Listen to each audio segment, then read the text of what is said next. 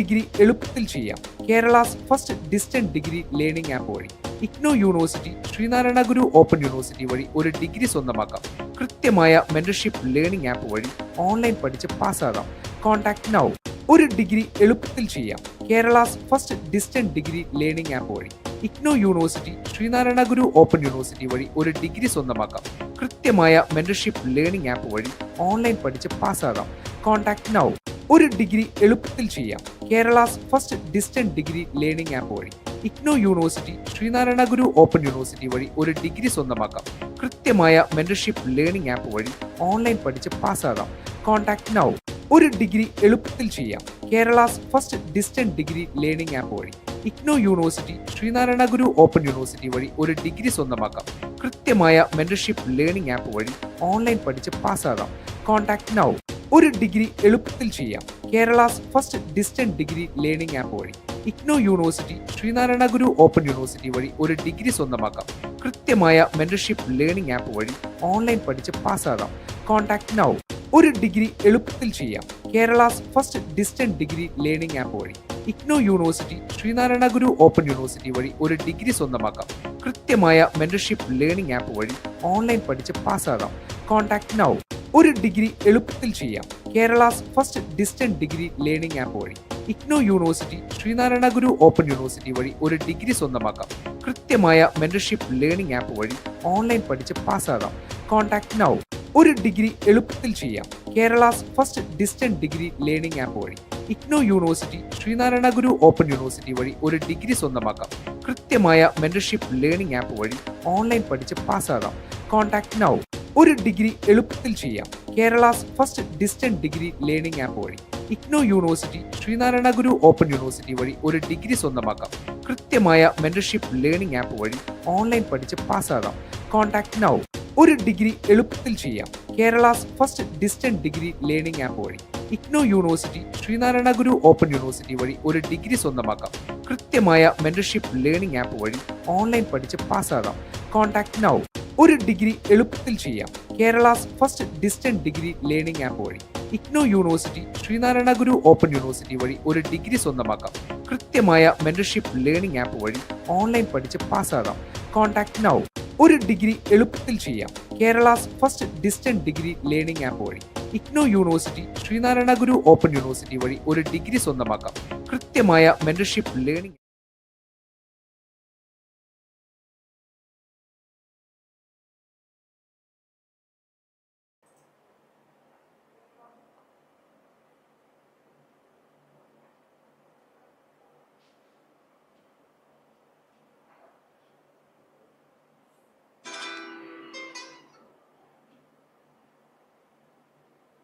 സ്റ്റാർട്ടായോ? Okay okay ഇവിടെ വന്നിക്കണില്ലേ? Okay dear students, എന്താണ് അവസ്ഥ? എല്ലാവരുടെ എക്സാമുകളാവാൻ തുടങ്ങിയിട്ടുണ്ട്. ഉഴപ്പരുത്, ഇനിയെങ്കിലും നമുക്ക് പഠിക്കണം. ഓക്കെ, സോ നമ്മൾ വന്നവരൊക്കെ ഒന്ന് അറ്റൻഡൻസ് പറഞ്ഞാൽ നമുക്ക് നമ്മുടെ ക്ലാസ് അങ്ങ് സ്റ്റാർട്ട് ചെയ്യായിരുന്നു. ഓക്കെ, എല്ലാവരും ഒന്ന് അറ്റൻഡൻസ് തരൂ. സെക്കൻഡ്.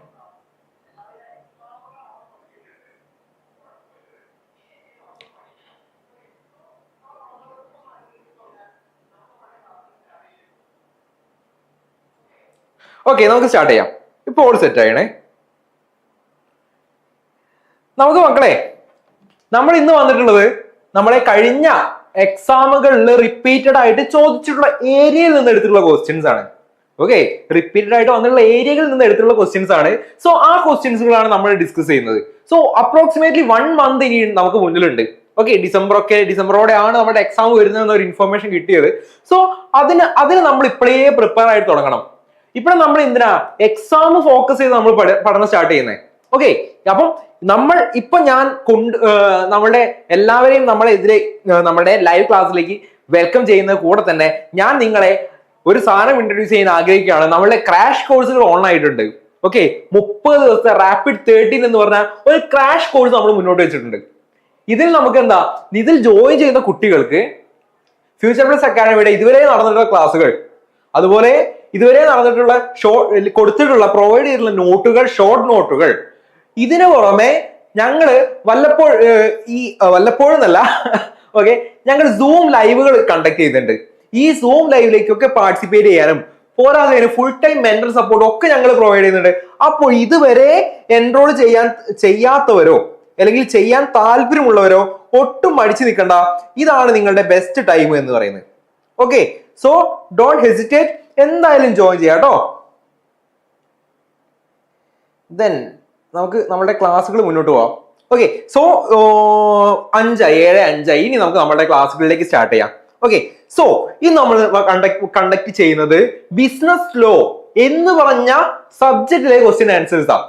അപ്പൊ നിങ്ങളുടെ പാറ്റേൺ വെച്ച് നോക്കുന്ന സമയത്ത് നിങ്ങൾക്ക് ഏകദേശം എത്ര ചാപ്റ്റേഴ്സ് ഉണ്ട് പഠിക്കാൻ അറിയോ, അല്ലെങ്കിൽ എത്ര ബ്ലോക്കുകൾ ഉണ്ട് നിങ്ങൾക്ക് പഠിക്കാൻ? 6 ബ്ലോക്കുകൾ നിങ്ങൾക്ക് പഠിക്കാനുണ്ട് മക്കളെ. 6 ബ്ലോക്കുകൾ നിങ്ങൾക്ക് പഠിക്കാനുണ്ട്. നിങ്ങളുടെ ക്വസ്റ്റ്യൻ പേപ്പറിന്റെ ഒരു രീതി എങ്ങനെയാന്ന് വെച്ചാൽ 10 ക്വസ്റ്റ്യൻസ് തരും. ഓക്കെ, 10 ക്വസ്റ്റ്യൻസ് തരും. അതിൽ നിങ്ങൾ ആകെ 5 എണ്ണം എഴുതിയാൽ മതി. 10 ക്വസ്റ്റ്യന് എത്ര എഴുതണം? 5 എണ്ണം എഴുതിയാൽ മതി. ഈ 5 എണ്ണം വെറുതെ എഴുതിയാൽ പോരാ, 20 മാർക്കിന്റെ ക്വസ്റ്റ്യൻസ് ഓരോന്നും. അപ്പൊ 20 മാർക്കിന്റെ ആ വെയിറ്റേജ് അനുസരിച്ച് നിങ്ങൾ എഴുതണം. ഓക്കെ, ആ ഒരു വെയിറ്റേജ് അനുസരിച്ച് വേണം നിങ്ങളുടെ ക്വസ്റ്റ്യൻ പേപ്പർ അല്ലെങ്കിൽ നിങ്ങൾ ആൻസർ ഷീറ്റിൽ ഫലിപ്പിക്കേണ്ടത്. ഓക്കെ അല്ലേ? സോ അപ്പൊ നിങ്ങൾ റെഡി ആണെന്ന് ഞാൻ വിശ്വസിക്കുന്നു. ഓക്കെ, നിങ്ങൾ റെഡി ആണെന്ന് ഞാൻ വിശ്വസിക്കുന്നു. നമുക്ക് ക്വസ്റ്റ്യനിലേക്ക് പോവാം. ഓക്കെ, ഇത് നിങ്ങൾ വന്നിട്ടുള്ളത് ജനറൽ അഗ്രിമെന്റ് ഓഫ് കോൺട്രാക്ട് എന്ന് പറഞ്ഞൊരു പോർഷൻ ഉണ്ട്. Okay, general law of contract, ആ ഒരു ഏരിയയിൽ നിന്ന് ഈ ഒരു ക്വസ്റ്റ്യൻ വന്നിട്ടുള്ളത്. ഈ ക്വസ്റ്റ്യൻ ഒന്ന് വായിച്ചു നോക്കുക. ഫസ്റ്റ് എന്ത് ചെയ്യുക, ക്വസ്റ്റ്യൻ വായിച്ചു നോക്കുക. ഈ ക്വസ്റ്റ്യൻ ഇത് 10 മാർക്കിന്റെ ക്വസ്റ്റ്യൻ ആണ്. ഓക്കെ, ഈ ഒരു ക്വസ്റ്റ്യൻ 10 മാർക്കിന്റെയാ.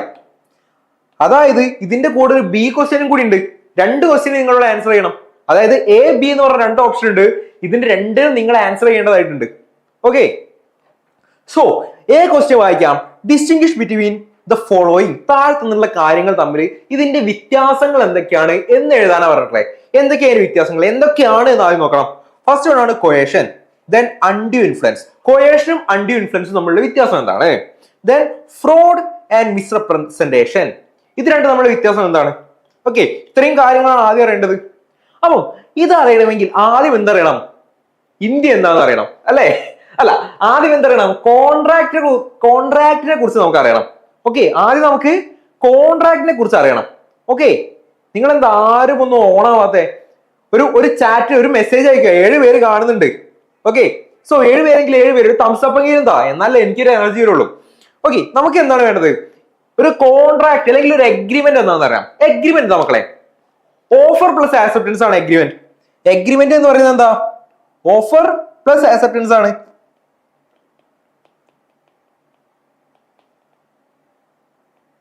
അതായത് ഞാൻ ഒരു ഓഫർ തരാണ്, നിങ്ങൾക്ക് എന്റെ ബൈക്ക് വിൽക്കാം 10,000 രൂപ. ഓക്കെ, നിങ്ങൾക്ക് മാത്രമേ ഞാൻ വിൽക്കുള്ളൂ 10,000 രൂപ. That is my offer. ഞാൻ ഓഫർ ചെയ്തു.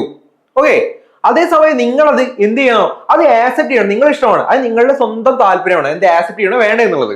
അപ്പൊ നിങ്ങൾ പറയണം, ഓക്കെ 10,000 രൂപയ്ക്ക് എന്റെ ബൈക്ക് വെർത്താണ്, ഞാൻ വാങ്ങാം. ഓക്കെ, ഇവിടെ നമ്മൾ തമ്മിൽ എന്താ ഒരു ഓഫറും ആക്സെപ്റ്റൻസും നടന്നു. ഇതിനാണ് എന്ത് പറയാ? എഗ്രിമെന്റ് എന്ന് പറയാം. ഓക്കെ, ഇതിനാണ് എഗ്രിമെന്റ് എന്ന് പറയാം. എന്നാൽ കോൺട്രാക്ട് എന്ന് പറയുന്നത് എന്താ? കോൺട്രാക്ട് എന്ന് പറയുന്നത് എന്താ? ഇതിന്റെ കൂടെ ലീഗൽ എൻഫോഴ്സിബിലിറ്റി കൂടി വരുമ്പോൾ, നിയമത്തിന്റെ സാധുത കൂടി വരുമ്പോഴാണ് അത് കോൺട്രാക്ട് ആയിട്ട് മാറുക.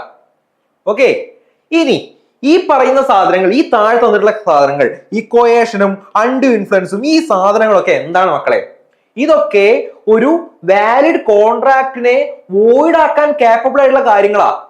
ഒരു കോൺട്രാക്ടിന്റെ എലമെന്റ്സുകൾ എന്തൊക്കെയാ? ഒന്ന് ഒരു ഓഫർ പ്ലസ് ആക്സെപ്റ്റൻസ് അല്ലെങ്കിൽ ഒരു എഗ്രിമെന്റ് വേണം. Agreement between parties. കൺസിഡറേഷൻ വേണം. കൺസിഡറേഷൻ എന്ന് പറയുന്നത് സംതിങ് ഇൻ റിട്ടേൺ ആ, എന്തെങ്കിലും കൊടുത്താൽ മതി പകരം. ഓക്കെ, എന്തെങ്കിലും കൊടുത്താൽ മതി. അല്ലാതെ ഇപ്പം ഈ ഇത് കൊടുത്തു അതിന് തത്തുല്യമായ തുക തന്നെ വേണമെന്നില്ല. ഓക്കെ, എന്തെങ്കിലും കിട്ടിയാൽ മതി. ഓക്കെ, ദെൻ അതാണ് കൺസിഡറേഷൻ. ദെൻ ലോഫുൾ കൺസിഡറേഷൻ വേണം. നിയമം അനുശാസിക്കുന്ന കൺസിഡറേഷൻ വേണം. ഓക്കെ, അതായത് കോൺട്രാക്ട് നിയമത്തിന് നിരക്കുന്ന രീതിയിലായിരിക്കണം. ഓക്കെ, ഞാനിപ്പോ പറയാണ് നിങ്ങളുടെ മകളെ തട്ടിക്കൊണ്ടുപോകാം. ഓക്കെ, ഞാൻ നിങ്ങളായിട്ട് കോൺട്രാക്ട് ചെയ്യാണ്, നിങ്ങളുടെ പാർട്ണറുടെ മകളെ ഞാൻ തട്ടിക്കൊണ്ടുപോവാം. ഇതെന്താണ്? ഇത് ഇല്ലീഗലാ. ഓക്കെ, അപ്പൊ പറയുന്നത് എന്താ? ലീഗൽ ആയിരിക്കണം. അതുകൊണ്ട് ദെൻ ഇനി ഈ ആക്സെപ്റ്റൻസ് എന്ന് പറയുന്നത് ഇൻഫ്ലുവൻസുകൾ കാരണം ഉണ്ടാവാൻ പാടില്ല. ഓക്കെ, ഇൻഫ്ലുവൻസിന്റെ സഹായത്തോടെ അല്ലാതെ ഒരാൾ പൂർണ്ണ മനസ്സോടെ വേണം ആക്സെപ്റ്റൻസ് ചെയ്യാൻ. അങ്ങനെ പൂർണ്ണ മനസ്സോടെ അല്ലെങ്കിൽ അതും കോൺട്രാക്ട് വോയിഡ് ആവും. വോയിഡ് ആവും എന്ന് പറഞ്ഞാൽ എന്താ? ഇല്ലീഗൽ ആവും, അല്ലെങ്കിൽ ഇല്ലീഗൽ ആവുന്നല്ല, നിയമത്തിന്റെ സാധുത ഇല്ലാത്തതാവും. ഓക്കെ, അല്ലെങ്കിൽ അത് ക്യാൻസൽ ചെയ്യപ്പെടാം. ഓക്കെ, അപ്പൊ അത്രയും കാര്യങ്ങൾ നിങ്ങളൊന്ന് മനസ്സിലാക്കി വെക്കാം. ഇനി പറയുന്നതാണ് എന്ത്? അപ്പൊ നമ്മൾ പറഞ്ഞു, ഒരു വാലിഡ് അഗ്രിമെന്റിനെ വോയിഡ് ആക്കാൻ കാപ്പബിൾ ആയിട്ടുള്ളതാണ് എന്ത്? ഇത്തരത്തിലുള്ള ഈ ഇൻഫ്ലുവൻസസ് അല്ലെങ്കിൽ ത്രെറ്റ്സുകൾ അല്ലെങ്കിൽ കൊയേഷൻ പോലെയുള്ള കാര്യങ്ങൾ. ഓക്കെ അല്ലേ? അപ്പൊ ഇത്രയും കാര്യങ്ങൾ ഓക്കെ ആണെങ്കിൽ ഇനി നമുക്ക് ഓരോന്നും പറയാം. എന്താണ് കൊയേഷൻ എന്ന് പറയാം. കൊയേഷൻ നോക്കണേ, involve the use of physical force or threat to compel someone to enter into a contract against their will. Okay, ഞാൻ എന്താണ്, നിങ്ങൾക്കൊരു കമ്പനി ഉണ്ട്. ഓക്കെ, നിങ്ങൾക്കൊരു കമ്പനി ഉണ്ട്, എനിക്ക് നിങ്ങളുടെ കമ്പനിയിൽ ഒരു നോട്ടമുണ്ട്. നമ്മൾ സിനിമയിൽ കാണുന്ന അല്ലെ, നിങ്ങളുടെ കമ്പനിയിൽ ഒരു നോട്ടമുണ്ട്. അപ്പൊ ഞാൻ എന്ത് ചെയ്യുന്നു, നിങ്ങളുടെ മകളെ തട്ടിക്കൊണ്ടു വന്നിട്ട് കഴുത്തിൽ കത്തി വെച്ചിട്ട് വീഡിയോ കോൾ ചെയ്യുന്നു. ഈ കമ്പനി എനിക്ക് എഴുതി തന്നില്ലെങ്കിൽ ഞാൻ മകളെ കൊല്ലുമെന്ന് പറയുന്നു. ഓക്കെ, ഇതെന്താ? ഡയറക്റ്റ് ഫിസിക്കലാ അല്ലെ? കത്തി കഴുത്തിൽ വെക്കുന്ന പറഞ്ഞാൽ ഫിസിക്കലായിട്ടാ, ഡയറക്റ്റ് ആയിട്ട് ചെയ്യുന്ന കാര്യം. അപ്പൊ എന്താണ്? ഇതൊരു ഡയറക്റ്റ് ആണ്. ഓക്കെ, ഡയറക്റ്റ് ആണ്. Over act of pressure apply ചെയ്തിട്ട് ചെയ്യുന്നത്. അങ്ങനെ നിങ്ങൾ എന്ത് ചെയ്യുന്നു? കോൺട്രാക്റ്റിൽ നിങ്ങൾ സൈൻ ചെയ്യുന്നു. അങ്ങനെ ചെയ്ത് കഴിഞ്ഞാൽ അതെന്താ മക്കളെ? അങ്ങനെ ചെയ്തു കഴിഞ്ഞാൽ അതിനെയാണ് കൊയേഷൻ എന്ന് പറയാം. ഓക്കെ, അതിനെയാണ് എന്ത്? കൊയേഷൻ എന്ന് പറയാം. Involve the use of physical force or threat to compel someone enter into a contract against their will. അവരുടെ ആഗ്രഹത്തിന് എതിരായിട്ട് അവർ അങ്ങനെ കോൺട്രാക്ട് വരികയാണെങ്കിൽ അതിനെയാണ് കൊയേഷൻ എന്ന് പറയാം. It is a direct and overact pressure. ഇത് ഡയറക്റ്റ് ആണ്, ഓവറാക്ട് പ്രഷറിന്റെ ഭാഗമായിട്ട് വരുന്നതാണ്. The threat can be physical, economical or social. ഈ ത്രെറ്റ് എന്ന് പറയുന്നത് എന്താ? ഫിസിക്കൽ ആവാം. നിങ്ങളുടെ മകളെ ഞാൻ കൊല്ലും, ഫിസിക്കലാ. എക്കണോമിക്കൽ എന്ന് പറഞ്ഞാൽ എന്താ? നിങ്ങളുടെ പവർ ഓഫ് അറ്റോർണി എന്റെ കയ്യിലാണ്. ഓക്കെ, ഇതിൽ നിങ്ങൾ സൈൻ ചെയ്തില്ലെങ്കിൽ ഈ പവർ ഓഫ് അറ്റോർണി ഞാൻ നിങ്ങൾക്ക് തരില്ല. ഓക്കെ, അല്ലെങ്കിൽ വേറെ എന്തെങ്കിലും കാര്യങ്ങൾ പറഞ്ഞിട്ട് ചെക്കൊക്കെ കൊടുത്തിട്ട് ഈ സാധനം ചെയ്തിട്ടില്ലെങ്കിൽ ഈ ചെക്ക് കൊണ്ട് ഞാൻ എന്ത് ചെയ്യും? പോലീസിൽ പോകും, കള്ളച്ചെക്കിന് ഞാൻ കേസ് കൊടുക്കും. ഓക്കെ, അത് എക്കണോമിക്കൽ. ദെൻ സോഷ്യൽ, സാമൂഹികമായിട്ടുള്ള പല കാര്യങ്ങൾ. ഓക്കെ, ഇത് ചെയ്തിട്ടില്ലെങ്കിൽ നിങ്ങളുടെ സമൂഹത്തിലെ വില ഞാൻ ഇല്ലാതാക്കും എന്നൊക്കെ പറയുന്ന സംഭവങ്ങൾ. അത്തരത്തിലുള്ള കാര്യങ്ങളൊക്കെ കൊയേഷൻ ആണ്. ഭീഷണി മുഖാന്തരമായിട്ട് വരുന്നതാണ് ഇത് കൊയേഷൻ എന്ന് പറയുന്നത്. It is often considered as A criminal offence. ഇതിനെ ക്രിമിനൽ ഒഫൻസ് ആയിട്ടാണ് കൺസിഡർ ചെയ്യുന്നത്. മനസ്സിലായോ? ഇതൊരു ക്രിമിനൽ ഒഫൻസ് ആണ്. ഓക്കെ, നിയമം പറയുന്നത് ഇത് ക്രിമിനൽ ആക്ടിവിറ്റി ആണെന്ന് പറയും. ക്രിമിനൽ ആക്ടിവിറ്റിയുടെ മലയാളം ഞാൻ പറഞ്ഞു തരേണ്ട ആവശ്യമില്ല എന്ന് ഞാൻ വിശ്വസിക്കുന്നു. ഓക്കെ, ദെൻ അതിന്റെ എക്സാമ്പിൾ കൊടുത്തിട്ടുണ്ട്. Threatening to harm someone if they did not sign in the contract. ഒരാൾ കോൺട്രാക്റ്റിൽ സൈൻ ചെയ്തില്ലെങ്കിൽ, നമ്മൾ സിനിമയിലൊക്കെ സ്ഥിരം കാണുന്ന സാധനം അല്ലേ? അപ്പൊ ഇനി സിനിമയിൽ കാണുന്ന സമയത്ത് ഒന്ന് ആലോചിച്ച് നോക്കുക, ഇയാൾക്ക് ഇത് കേസ് കൊടുത്താൽ ഇയാൾ പണി തീരൂലേ? ഓക്കെ, ഇപ്പം നമ്മുടെ പല സിനിമകളിൽ കണ്ടിട്ടുണ്ട്. എന്താണ് ഈ അല്ലു അർജുന്റെ മറ്റേ വൈകുണ്ഠപുരത്തേക്കുള്ള സിനിമയിലൊക്കെ കണ്ടിട്ടുണ്ടല്ലോ. എന്താണ്? ഭീഷണിപ്പെടുത്തിട്ട് ഒപ്പിടിക്കാൻ നോക്കുന്നു. ഓക്കെ, അപ്പൊ നിങ്ങൾക്കൊന്ന് ആലോചിച്ച് നോക്കുക, ഇങ്ങനെ ഒപ്പിട്ടിട്ട് എന്താ കാര്യം? ഇത് വോയിഡ് ആക്കാൻ സാധിക്കുന്ന ഒരു കോൺട്രാക്ട് അല്ലേ? എങ്ങനെയാണ് ഇത് വോയിഡ് ആക്കുക? ഇങ്ങനെ ത്രെറ്റ് മുഖാന്തരമാണ് ഈ സൈൻ ചെയ്യിച്ചത് എന്ന് തെളിയിച്ചാൽ ആ കോൺട്രാക്ട് എന്തായി? വോയിഡായി മാറില്ലേ? അല്ലെങ്കിൽ ആ അഗ്രിമെന്റ് വോയിഡായിട്ട് മാറില്ലേ? അങ്ങനെ ചിന്തിച്ചാൽ മതി. ഓക്കെ, അപ്പൊ അതാണ് കൊയേഷൻ എന്ന് പറയുന്നത്. ഇനി അൺഡ്യൂ ഇൻഫ്ലുവൻസ് എന്താ? Psychological or emotional manipulation to take advantage of someone's vulnerability or trust. Okay, നിങ്ങള് ഭയങ്കര മൃദുല ഹൃദയനാണ് എന്നൊക്കെ പറയുന്നത്. അത്രയും കൈൻഡ് ആയിട്ടുള്ള ഒരു പേഴ്സണാണ്. ഞാനിങ്ങനെ പറയാണ്, എന്റെ മക്കൾക്ക്, എന്റെ മോൾക്ക് കിഡ്നി കംപ്ലൈന്റ് ആണ് എന്നൊക്കെ പറഞ്ഞ് ഞാൻ നിങ്ങളുടെ അടുത്തേക്ക് വരുന്നു. ഓക്കെ, എന്നിട്ട് ഞാൻ നിങ്ങളങ്ങനെ മനസ്സിങ്ങനെ അലിയിപ്പിച്ചിട്ട് എന്റെ കാര്യം നടത്തിയെടുക്കുക. ഓക്കെ, എന്റെ കാര്യം എന്റെ മോളുടെ ഒരു ആഗ്രഹമാണ്, ഇന്ന് ചെയ്യണം, ഇന്ന കമ്പനി അവളുടെ പേരിൽ വേണം എന്നുള്ളത് എന്നൊക്കെ പറഞ്ഞ് ഞാൻ അങ്ങനെ കരള അലിയിപ്പിച്ചിട്ട് അങ്ങനെ ഒരു കോൺട്രാക്റ്റിലേക്ക് നിങ്ങളെ ഇൻവോൾവ് ചെയ്യുകയാണ്. ഓക്കെ, അതായത് നിങ്ങൾ ഇമോഷണലി വീക്കാണെന്ന് മനസ്സിലാക്കിക്കൊണ്ട് ഞാൻ അങ്ങനെ ഒരു കാര്യം ചെയ്യുകയാണെങ്കിൽ അതിനെയാണ് അൺഡ്യൂ ഇൻഫ്ലുവൻസ് എന്ന് പറയുന്നത്. Okay, it is more subtle and indirect form of pressure. ഇതെന്താ ഇൻഡയറക്ട് ഫോം ആണ്. ഡയറക്റ്റ് ആയിട്ട് നിങ്ങളുടെ കയ്യിൽ കഴുത്തിൽ കത്തി വെക്കുക എന്ന് പറയുന്നില്ല, ഇൻഡയറക്ട്ലി ആണ്. ഓക്കെ, നിങ്ങളുടെ ഇമോഷണൽ വഴിയാണ് ഞാൻ നിങ്ങളെ ഇൻഫ്ലുവൻസ് ചെയ്യാൻ ശ്രമിക്കുന്നത്. Okay, it often occurred in relationship where there is power imbalance. ഇത് എവിടെയാണ് നടക്കുന്നത്? സാധാരണ പവർ ഇംബാലൻസ് ഉള്ള ഒരു സ്ഥലങ്ങളിലാണ് നടക്കുന്നത്. ഈ പവർ ഇംബാലൻസ് കൊണ്ട് ഉദ്ദേശിക്കുന്നത് എന്താ?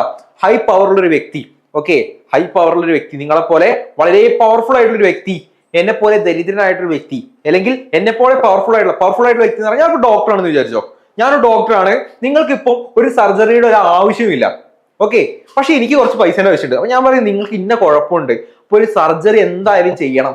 ഓക്കെ, നിങ്ങൾ രണ്ടാമത് ആലോചിക്കോ? നിങ്ങൾ വേറെ ഡോക്ടറെ കൺസൾട്ട് ചെയ്യാൻ പറയും, പോവോ? ഇല്ല. എന്താണ്, നിങ്ങൾ തീർച്ചയായിട്ടും എന്റെ അടുത്ത് കൺസൾട്ട് ചെയ്ത് എന്ത് ചെയ്യും? സർജറി കണ്ടക്ട് ചെയ്യും. ഞാൻ അതിന്റെ പൈസ വാങ്ങിച്ച് പോകലിട്ട് ഞാൻ പോവും. ഓക്കെ, നിങ്ങൾക്ക് എന്തെങ്കിലും മെച്ചുണ്ടോ? ഇല്ല. നിങ്ങളെ ഇൻഫ്ലുവൻസ് ചെയ്തിട്ട് ഞാൻ അതൊക്കെയാണ് ആ ഒരു സർജറി ചെയ്യുകയാണ്. ഓക്കെ, അതാണ് എന്ത് അൺഡ്യൂ ഇൻഫ്ലുവൻസ് എന്ന് പറയുന്നത്. അപ്പൊ ഇവിടെ പവർഫുൾ പേഴ്സൺ ഞാനാണ്, പവർഫുൾ അല്ലാത്ത പേഴ്സൺ നിങ്ങളാണ്. കാരണം നിങ്ങൾക്ക് മെഡിക്കൽ സയൻസിനെ കുറിച്ച് കാര്യമായിട്ട് ഒന്നും അറിയണില്ല. ഓക്കെ, അപ്പൊ അങ്ങനെ രണ്ടാളുകൾ തമ്മിലുള്ള ഒരു സംഭവമാണെങ്കിൽ അതിനെയാണ് അൺഡ്യൂ ഇൻഫ്ലുവൻസ് എന്ന് പറയാം. ഓക്കെ, അതാണ് എക്സാമ്പിൾസ് കൊടുത്തിട്ടുണ്ട്. Such as doctor and patient, lawyer and client, parent and child. ഇതൊക്കെ എന്താണ് അൺഡ്യൂ ഇൻഫ്ലുവൻസിന്റെ ഭാഗമായിട്ട് വരുന്നതാണ്. Then it is not necessarily a criminal offense. ഇങ്ങനെ ഞാൻ ഇൻഫ്ലുവൻസ് ചെയ്തൊരു സാധനം ചെയ്തിട്ടുണ്ടെങ്കിൽ അതൊരു ക്രിമിനൽ ഒഫൻസ് ഒന്നല്ല, ഇതൊരു ക്രിമിനൽ ഒഫൻസ് അല്ല എന്നുള്ളത് മനസ്സിലാക്കുക. But it can be ground of voiding a contract. പക്ഷേ ഒരു കോൺട്രാക്ടിനെ വോയിഡ് ആക്കാൻ ഇതിന് കഴിയുമെന്നാണ് പറയുന്നത്. അതായത് നിങ്ങൾ എന്ത് ചെയ്യും? നമ്മളൊരു കോൺട്രാക്റ്റിൽ ഏർപ്പെട്ടു, ഞാനൊരു ഡോക്ടറാണ്, നിങ്ങൾ പേഷ്യന്റ് ആണ്, നിങ്ങൾ എന്റെ അടുത്ത് കൺസൾട്ട് ചെയ്യാമെന്ന് പറഞ്ഞു, ബാക്കി ആരും പറയാത്ത രോഗത്തിന്റെ പേര്, ഓക്കെ, നാക്കിലൊന്നും കിട്ടാത്ത രോഗത്തിന്റെ പേര് ഞാൻ പറഞ്ഞു. എന്നിട്ട് ഞാൻ പറയാണ് നിങ്ങൾക്ക് ഇത്ര കാലം നിങ്ങൾക്ക് ആയുസുള്ളൂ, 30 ദിവസം നിങ്ങൾക്ക് ആയുസുള്ളൂ, നിങ്ങൾ ഈ സർജറി ചെയ്തില്ലെങ്കിൽ 31ാമത്തെ ദിവസം നിങ്ങൾ മരിക്കും എന്ന് ഞാൻ പറയുന്നു. നിങ്ങൾ പേടിച്ചറിയണ്ട, എന്റെ അടുത്ത് വന്നിട്ട് എന്ത് ചെയ്യുന്നു? സർജറി ചെയ്യുന്നു. അപ്പൊ നമ്മൾ കോൺട്രാക്ട് ഈ സർജറി ചെയ്ത് കഴിഞ്ഞാൽ എനിക്ക് 50,000 രൂപ തരണം എന്ന് പറയുന്നുണ്ട്. അപ്പൊ സർജറി ചെയ്തതിന് ശേഷം ഞാനൊരു ഒരു ഡോക്ടറെ അടുത്ത് കൺസൾട്ട് ചെയ്തു. അപ്പൊ ഇതെന്താ രോഗം? മെഡിക്കൽ സയൻസിൽ കേൾക്കാത്തൊരു രോഗമാണുള്ളത് എന്നൊക്കെ പറഞ്ഞ് എന്ത് ചെയ്യുന്നു? അദ്ദേഹം അതിന്റെ ക്ലാരിഫിക്കേഷൻ തരുന്നു. അവിടെ നിങ്ങൾ നിയമത്തിന്റെ അടുത്ത് പക്കലെത്തി കഴിഞ്ഞാൽ ഈ കോൺട്രാക്ട് എന്താവും? വോയിഡ് ആവും. ഓക്കെ, നിലവിലില്ലാത്തൊരു കോൺട്രാക്റ്റായി മാറും. എങ്ങനെ?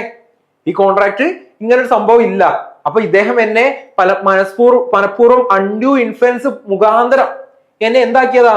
എന്നെ മാനിപ്പുലേറ്റ് ചെയ്തിട്ട് ഇങ്ങനൊരു സർജറി ചെയ്തതാണ്. സ്വാഭാവികമായിട്ടും നിങ്ങൾ എനിക്ക് പൈസ തരുമോ? ഇല്ല. അതാണ് പറഞ്ഞത്. അപ്പം ഇതിനാണ് എന്ത് പറയുന്നത്? അൺഡ്യൂ ഇൻഫ്ലുവൻസ് എന്ന് പറയുന്നത്. Examples: dominant spouse persuading their parents to sign the contract that is unfavorable to them. അവർക്ക് അനുയോജ്യമല്ലാത്ത ഒരു കോൺട്രാക്റ്റിൽ ഡോമിനന്റ് പാർട്ട്ണർ സൈൻ ചെയ്യിക്കുന്നു. Okay, then fraud and misrepresentation. ഇത് രണ്ടിന്റെ ഡിഫറൻസ് ആണ്. ഫ്രോഡ് എന്താണ്? മിസ്റെപ്രസന്റേഷൻ എന്താണ്? ഫ്രോഡ് എന്ന് പറയുമ്പോൾ എന്താ? ഡെലിബറേറ്റ്ലി പർപ്പസ്ഫുള്ളി നിങ്ങളെ പറ്റിക്കാൻ വേണ്ടി ചെയ്യുകയാണെങ്കിൽ ഞാൻ എന്ത് ചെയ്യുന്നു? ഞാനൊരു വണ്ടി കച്ചവടക്കാരനാണ്. ഓക്കെ, ഞാനൊരു വണ്ടി കച്ചവടക്കാരനാണ്. ഞാൻ ഡൽഹി പോയിട്ട് നിസാര വിലയ്ക്ക് കാർ എടുത്തു കൊണ്ടുവന്നിട്ട് ഞാൻ ഇന്ന് കുറച്ച് പൊട്ടും പൊടി തട്ടലൊക്കെ ഉണ്ടെങ്കിൽ അതൊക്കെ ഒന്ന് ഡെന്റ് ചെയ്ത് നൂർത്തിയിട്ട് നിങ്ങൾക്ക് കാർ വിൽക്കുന്നു. ഇതാണ് എന്റെ പണി. അപ്പൊ നിങ്ങൾ കാർ വാങ്ങാൻ ഞാൻ പറയുന്നു ഇത് ഒറിജിനൽ കേരള രജിസ്ട്രേഷൻ വണ്ടിയാണ്, ഓക്കെ, അല്ലെങ്കിൽ ഡൽഹിയിലെ കേരളക്കാരന് ഉപയോഗിച്ച വണ്ടിയാണ് എന്ന് പറഞ്ഞിട്ട് ഞാൻ നിങ്ങൾക്ക് വിൽക്കുകയാണ്. എഞ്ചിനൊന്നും ഒരു കുഴപ്പമില്ല എന്നൊക്കെ പറഞ്ഞ് വിൽക്കുകയാണ്. അങ്ങനെ ഞാനൊരു കാർ വിറ്റു, പക്ഷെ അതിന് കംപ്ലൈന്റ് ഉണ്ട്, അല്ലെങ്കിൽ എഞ്ചിൻ കംപ്ലൈന്റ് മതി. ഓക്കെ, എഞ്ചിൻ കംപ്ലൈന്റ് എടുക്കാം. എന്താണ്? നിങ്ങൾ എന്റെ അടുത്ത് വന്ന ഒരു കാർ വാങ്ങുന്നു, ഞാൻ പറഞ്ഞു കാറൊക്കെ പക്കയാണ്, ഒരു കുഴപ്പമില്ല, എഞ്ചിന്റെ ഇത് ആകെ 1 ലക്ഷം ഓടിയിട്ടുള്ളൂ, ഇതിന്റെ എഞ്ചിൻ പണി കഴിഞ്ഞ ആഴ്ച ഞാൻ എടുപ്പിച്ചതാണ് എന്നൊക്കെ പറഞ്ഞ് ഞാൻ കാർ വിൽക്കുന്നു. അപ്പൊ എന്താ അവിടെ? പിന്നെ കാർ എഞ്ചിൻ പണി ആയാൽ എന്താണ്? അതെന്താ? ഒരു ഫ്രോഡുലന്റ് ആക്ടിവിറ്റിയാണ്. അതൊരു ഫ്രോഡുലന്റ് ആക്ടിവിറ്റിയാണ്. Okay, it's a criminal offence. ഇതൊരു ക്രിമിനൽ ഒഫൻസ് ആണ്. The false statement must be made knowledgeably and with the intention to deceive. എന്താണ്? നിങ്ങളെ പറ്റിക്കണം എന്ന് ഒരു ഐഡിയ ഉള്ളത് കൊണ്ട് ഞാൻ മനഃപൂർവ്വം ചെയ്യുന്ന ഒരു സാധനമാണെങ്കിൽ അതിനാണ് ഇത് ഫ്രോഡ് എന്ന് പറയാം. അതിനുള്ള എക്സാമ്പിൾ ആണ് കൊടുത്തുള്ളത്. എന്താണ്? Selling car knowing its faulty engine without disclosing the defect disclose ചെയ്യാതെ ഞാൻ അങ്ങനെ ഫോൾട്ടി എഞ്ചിൻ തരികയാണെങ്കിൽ. ദെൻ മിസ്റെപ്രസെന്റേഷൻ എന്ന് പറഞ്ഞാൽ മനഃപൂർവ്വം അല്ലാതെ ചെയ്യുന്നതാ. ഓക്കെ, മനഃപൂർവ്വം അല്ലാതെ ചെയ്യുന്നതാണ്.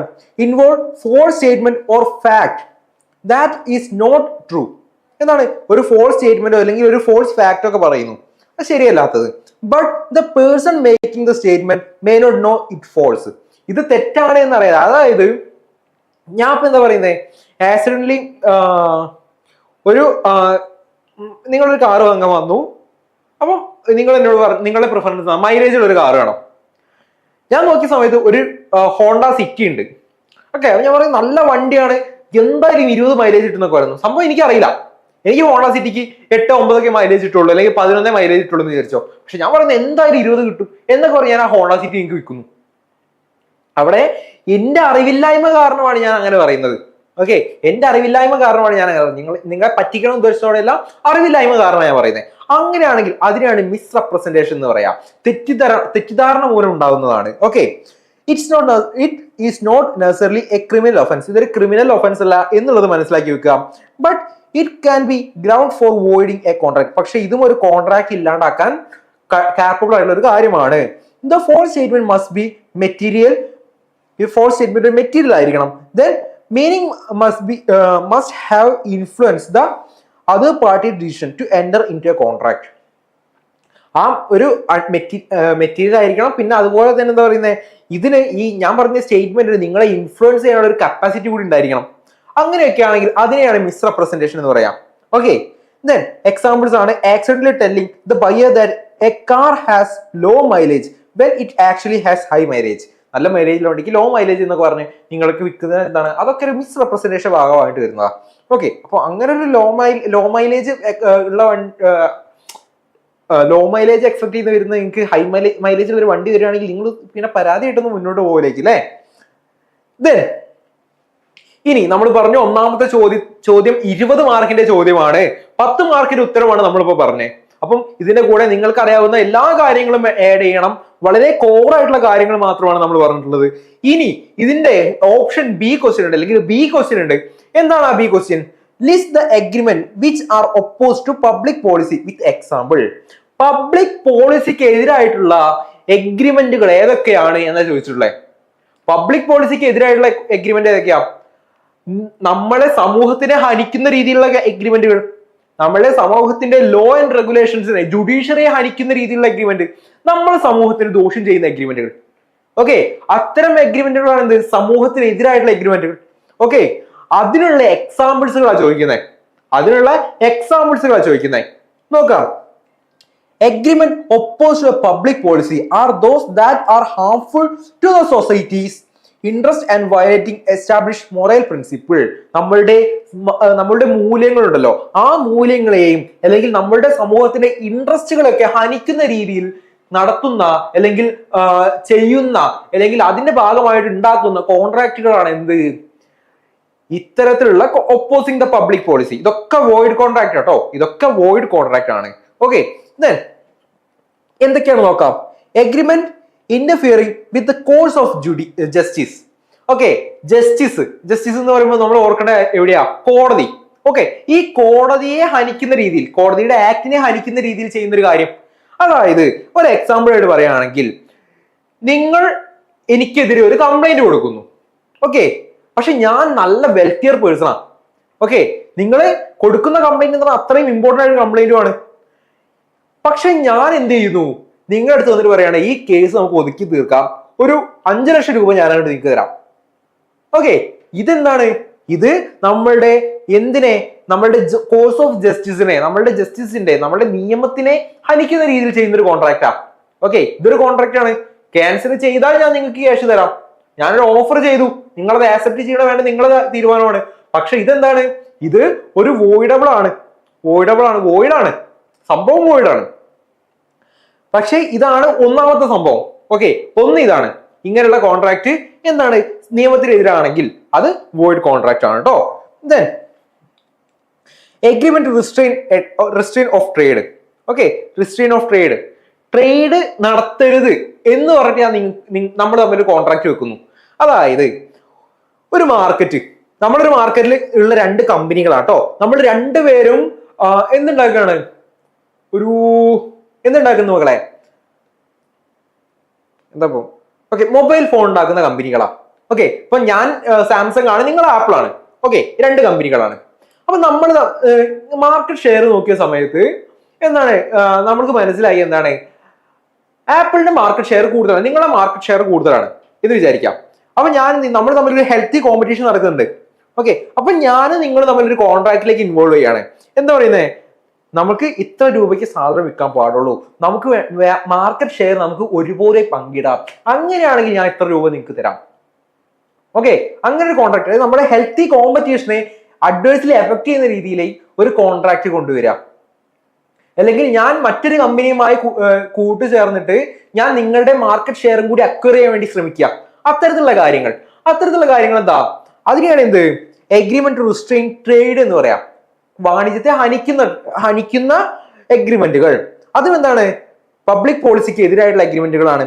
Okay, agreement that restrict the competition or limit economic freedom limit ചെയ്യുന്ന രീതിയിലുള്ള അല്ലെങ്കിൽ കോമ്പറ്റീഷൻ റിസ്ട്രിക്ട് ചെയ്യുന്ന രീതിയിലുള്ള എഗ്രിമെന്റുകൾ. അതിന് എക്സാമ്പിൾസ് ആണ് a contract between two business to fix price or divide market. ഒരു ഫിക്സഡ് പ്രൈസ് ഫിക്സ് ചെയ്യാനും അതുപോലെ തന്നെ മാർക്കറ്റിനെ ഡിവൈഡ് ചെയ്യാനും എന്നൊക്കെ പറഞ്ഞുണ്ടാക്കുന്ന കോൺട്രാക്ടുകൾ അത്തരത്തിലുള്ള കോൺട്രാക്ടുകളാണ് കേട്ടോ. ദെൻ നെക്സ്റ്റ് വൺ ആണിത് agreement to commit a crime or fraud.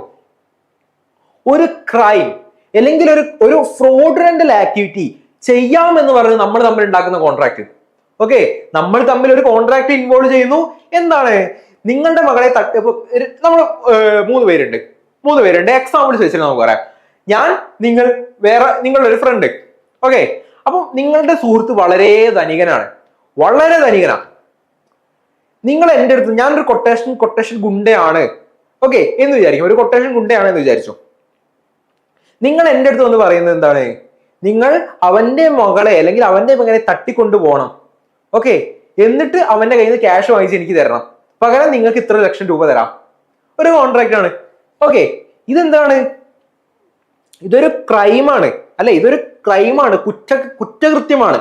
Okay, ഇങ്ങനെ ഇത്തരം ഒരു കുറ്റകൃത്യം ചെയ്യുകയാണെങ്കിൽ അതിന്റെ ഭാഗമായിട്ടൊരു കോൺട്രാക്ട് ഉണ്ടെങ്കിൽ അതും പബ്ലിക് പോളിസിയെ ഹനിക്കുന്ന ഒന്നാണ്. ഓക്കെ, പറയുമ്പോൾ നിങ്ങളുടെ ഫ്രണ്ടിനെ എഫക്ട് ചെയ്യുന്നത്, പക്ഷെ അത് പബ്ലിക് പോളിസിയെ നമ്മളുടെ നിയമത്തിനെ ഹനിക്കുന്ന ഒന്നാണ്. അതുകൊണ്ട് അതും എന്താണ് agreement which oppose to the public policy ആണ് എന്നുള്ളത് മനസ്സിലാക്കി വെക്കുക. Any agreement that involve illegal or dishonest activity, സത്യസന്ധമല്ലാത്ത ആക്ടിവിറ്റി അല്ലെങ്കിൽ എന്തെങ്കിലും ഇല്ലീഗൽ ആക്ടിവിറ്റി ചെയ്യുകയാണെങ്കിൽ അതൊക്കെ എന്താണ് ഇത്തരത്തിലുള്ള എഗ്രിമെന്റിൽ ഉൾക്കൊള്ളുന്നതാണ്. Contract to steal goods or defraud a customer. Next ആണിത് agreement that are immoral or prejudicial to a public morality. എന്താണ് agreement that promote or encourage immoral behaviour ഒക്കെ എൻകറേജ് ചെയ്യുന്ന രീതിയിൽ എന്താണ് ഒരു എഗ്രിമെന്റ് ഉണ്ടായി കഴിഞ്ഞാൽ അതും നമ്മളുടെ സോഷ്യൽ ജസ്റ്റിസിനെ അല്ലെങ്കിൽ സമൂഹത്തിനെതിരെയുള്ള ഒരു കോൺട്രാക്ട് ആണ് എന്നുള്ളത് മനസ്സിലാക്കി വെക്കുക. എക്സാമ്പിൾസ് ആണ് a contract to engage prostitution or pornography. Prostitution എന്ന് പറയുമ്പോൾ അതിന്റെ മലയാളം എന്താ മക്കളെ? പ്രോസ്റ്റിറ്റ്യൂഷൻ എന്ന് പറയുമ്പോൾ എന്താണ് പെൺവാണിഭം എന്നൊക്കെ പറയുന്നില്ലേ? ഓക്കെ, പെൺവാണിഭം എന്നൊക്കെ പറയുന്നില്ലേ? വേശ്യാവൃത്തി എന്ന് പറയുന്നു. അതിന് വേണ്ടിയിട്ട് ഓക്കെ, അപ്പം പ്രോസ്റ്റിറ്റ്യൂഷന് വേണ്ടിയിട്ട് ഒരു കോൺട്രാക്ട് കൊണ്ടുവരികയാണെങ്കിൽ അത് നമ്മുടെ സോഷ്യൽ ജസ്റ്റിസിനെ അല്ലെങ്കിൽ ഇമ്മോറൽ വാല്യൂസിനെ ഹനിക്കുന്ന ഒന്നാണ്. ഓക്കെ, അതുപോലെ പോണോഗ്രഫി. ഓക്കെ, നമ്മളുടെ ഈ പോൺ വീഡിയോസ് ഒക്കെ ഉണ്ടല്ലോ, അതൊക്കെ എന്താണ് നമ്മുടെ സോഷ്യൽ വാല്യൂസിനെ അല്ലെങ്കിൽ നമ്മളുടെ അതൊക്കെ ഒരു ഇമ്മോറൽ ആക്ടിവിറ്റിയാണ്. ഓക്കെ, അതൊക്കെ ഒരു ഇമ്മോറൽ ആക്ടിവിറ്റിയാണ്. അത്തരം കാര്യങ്ങളൊക്കെ എന്താണ് മക്കളെ? നമ്മളുടെ സോഷ്യൽ അല്ലെങ്കിൽ പബ്ലിക് പോളിസിയെ ഹനിക്കുന്ന ഒന്നാണ്.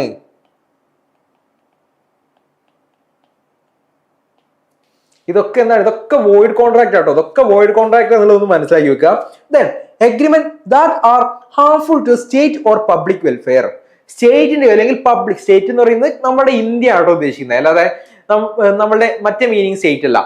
സ്റ്റേറ്റിന്റെയോ അല്ലെങ്കിൽ പബ്ലിക്കിന്റെയോ വെൽഫെയറിനെ ഹനിക്കുന്ന രീതിയിലുള്ള കാര്യങ്ങൾ.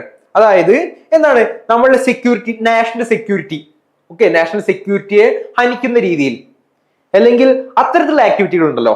അതായത് നമ്മളുടെ വളരെ മർമ്മപ്രധാനമായ ഇൻഫോർമേഷൻസ്, യുദ്ധമുഖത്ത് നമ്മൾ ചെയ്യുന്ന പല ഇൻഫോർമേഷൻസ് അല്ലെങ്കിൽ നമ്മുടെ അണുവായുധത്തിന്റെ ഇൻഫോർമേഷൻസ് അല്ലെങ്കിൽ നമ്മളുടെ വെപ്പൺസിന്റെ ഇൻഫോർമേഷൻസ്, നമ്മളുടെ ബാക്കിയുള്ള പ്ലാനുകളുടെ ഇൻഫോർമേഷൻസ്, ഇതൊക്കെ നമ്മൾ മറ്റു രാജ്യങ്ങളിലേക്ക് ചെയ്യുന്നവരുണ്ടായിരിക്കും, ചാരന്മാരെന്നൊക്കെ പറയുന്നില്ലേ, ഒറ്റുകാരെന്നൊക്കെ പറയുന്നില്ലേ, അത്തരം ആക്ടിവിറ്റി ചെയ്യാൻ ഒരു കോൺട്രാക്ട് ഏർപ്പെട്ട് കഴിഞ്ഞാലും അത് ഇത്തരം പബ്ലിക് പോളിസിക്ക് ഹനിക്കുന്ന രീതിയിലുള്ള എന്താണ് എഗ്രിമെന്റുകളാണ് അല്ലെങ്കിൽ കോൺട്രാക്റ്റുകളാണ് എന്നുള്ളത് മനസ്സിലാക്കി വെക്കുക. Agreement that undermine the stability or security of national security ഹനിക്കുന്ന രീതിയിൽ. A contract supply weapons to a terrorist organisation weapons supply ചെയ്യാം. വെപ്പൺ ചെയ്യാന്നല്ല കേട്ടോ, വെപ്പൺസ് സപ്ലൈ ചെയ്യാം എന്ന് പറയുന്ന കോൺട്രാക്റ്റുകളൊക്കെ എന്താ പബ്ലിക് പോളിസിയെ ഹനിക്കുന്നതാണ്. Then agreement that are against the sovereignty and integrity of India. Sovereignty എന്ന് പറയുമ്പോൾ എന്താ? പരമാധികാരം. സോവറിറ്റി എന്ന് പറയുന്നത് പരമാധികാരം, നമ്മളുടെ ഇന്ത്യയുടെ പരമാധികാരത്തെ ഹനിക്കുന്ന അല്ലെങ്കിൽ അത്തരത്തിലുള്ള കാര്യങ്ങൾ ചെയ്യുന്ന, ഓക്കെ, അല്ലെങ്കിൽ നമ്മുടെ ഒരു ഒത്തൊരുമ ഇന്റഗ്രിറ്റി ഉണ്ടല്ലോ അതിനൊക്കെ ഹനിക്കുന്ന രീതിയിൽ ഉള്ള കോൺട്രാക്റ്റുകൾ. Okay, agreement that compromise the sovereignty or territory integrity. Territory integrity എന്ന് പറഞ്ഞാൽ എന്താണ്? നമ്മളുടെ പരിധി, നമ്മളുടെ ഇന്ത്യയെ സംരക്ഷിക്കുക എന്നുള്ളൊരു സംഭവം കേട്ടോ. അതിനെയൊക്കെ ഹനിക്കുന്ന രീതിയിലുള്ള കോൺട്രാക്റ്റുകളാണ് എന്ത് ഇതിൽ വരുന്നത്.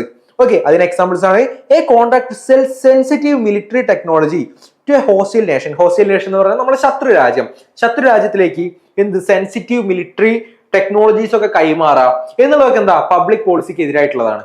ഓക്കെ, ഇതൊക്കെ വോയിഡ് ആണ് എന്നാണ് നിങ്ങൾ മനസ്സിലാക്കേണ്ടത്. ഇതൊക്കെ വോയിഡ് ആണ് എന്നുള്ളത് നിങ്ങളൊന്നും മനസ്സിലാക്കി വെക്കുക. ഇത് ക്ലിയർ ആയോ? ഒന്നാമത്തെ ക്വസ്റ്റ്യൻ കഴിഞ്ഞു. ഒന്നാമത്തെ ക്വസ്റ്റ്യൻ നിങ്ങൾക്ക് ക്ലിയർ ആയോ?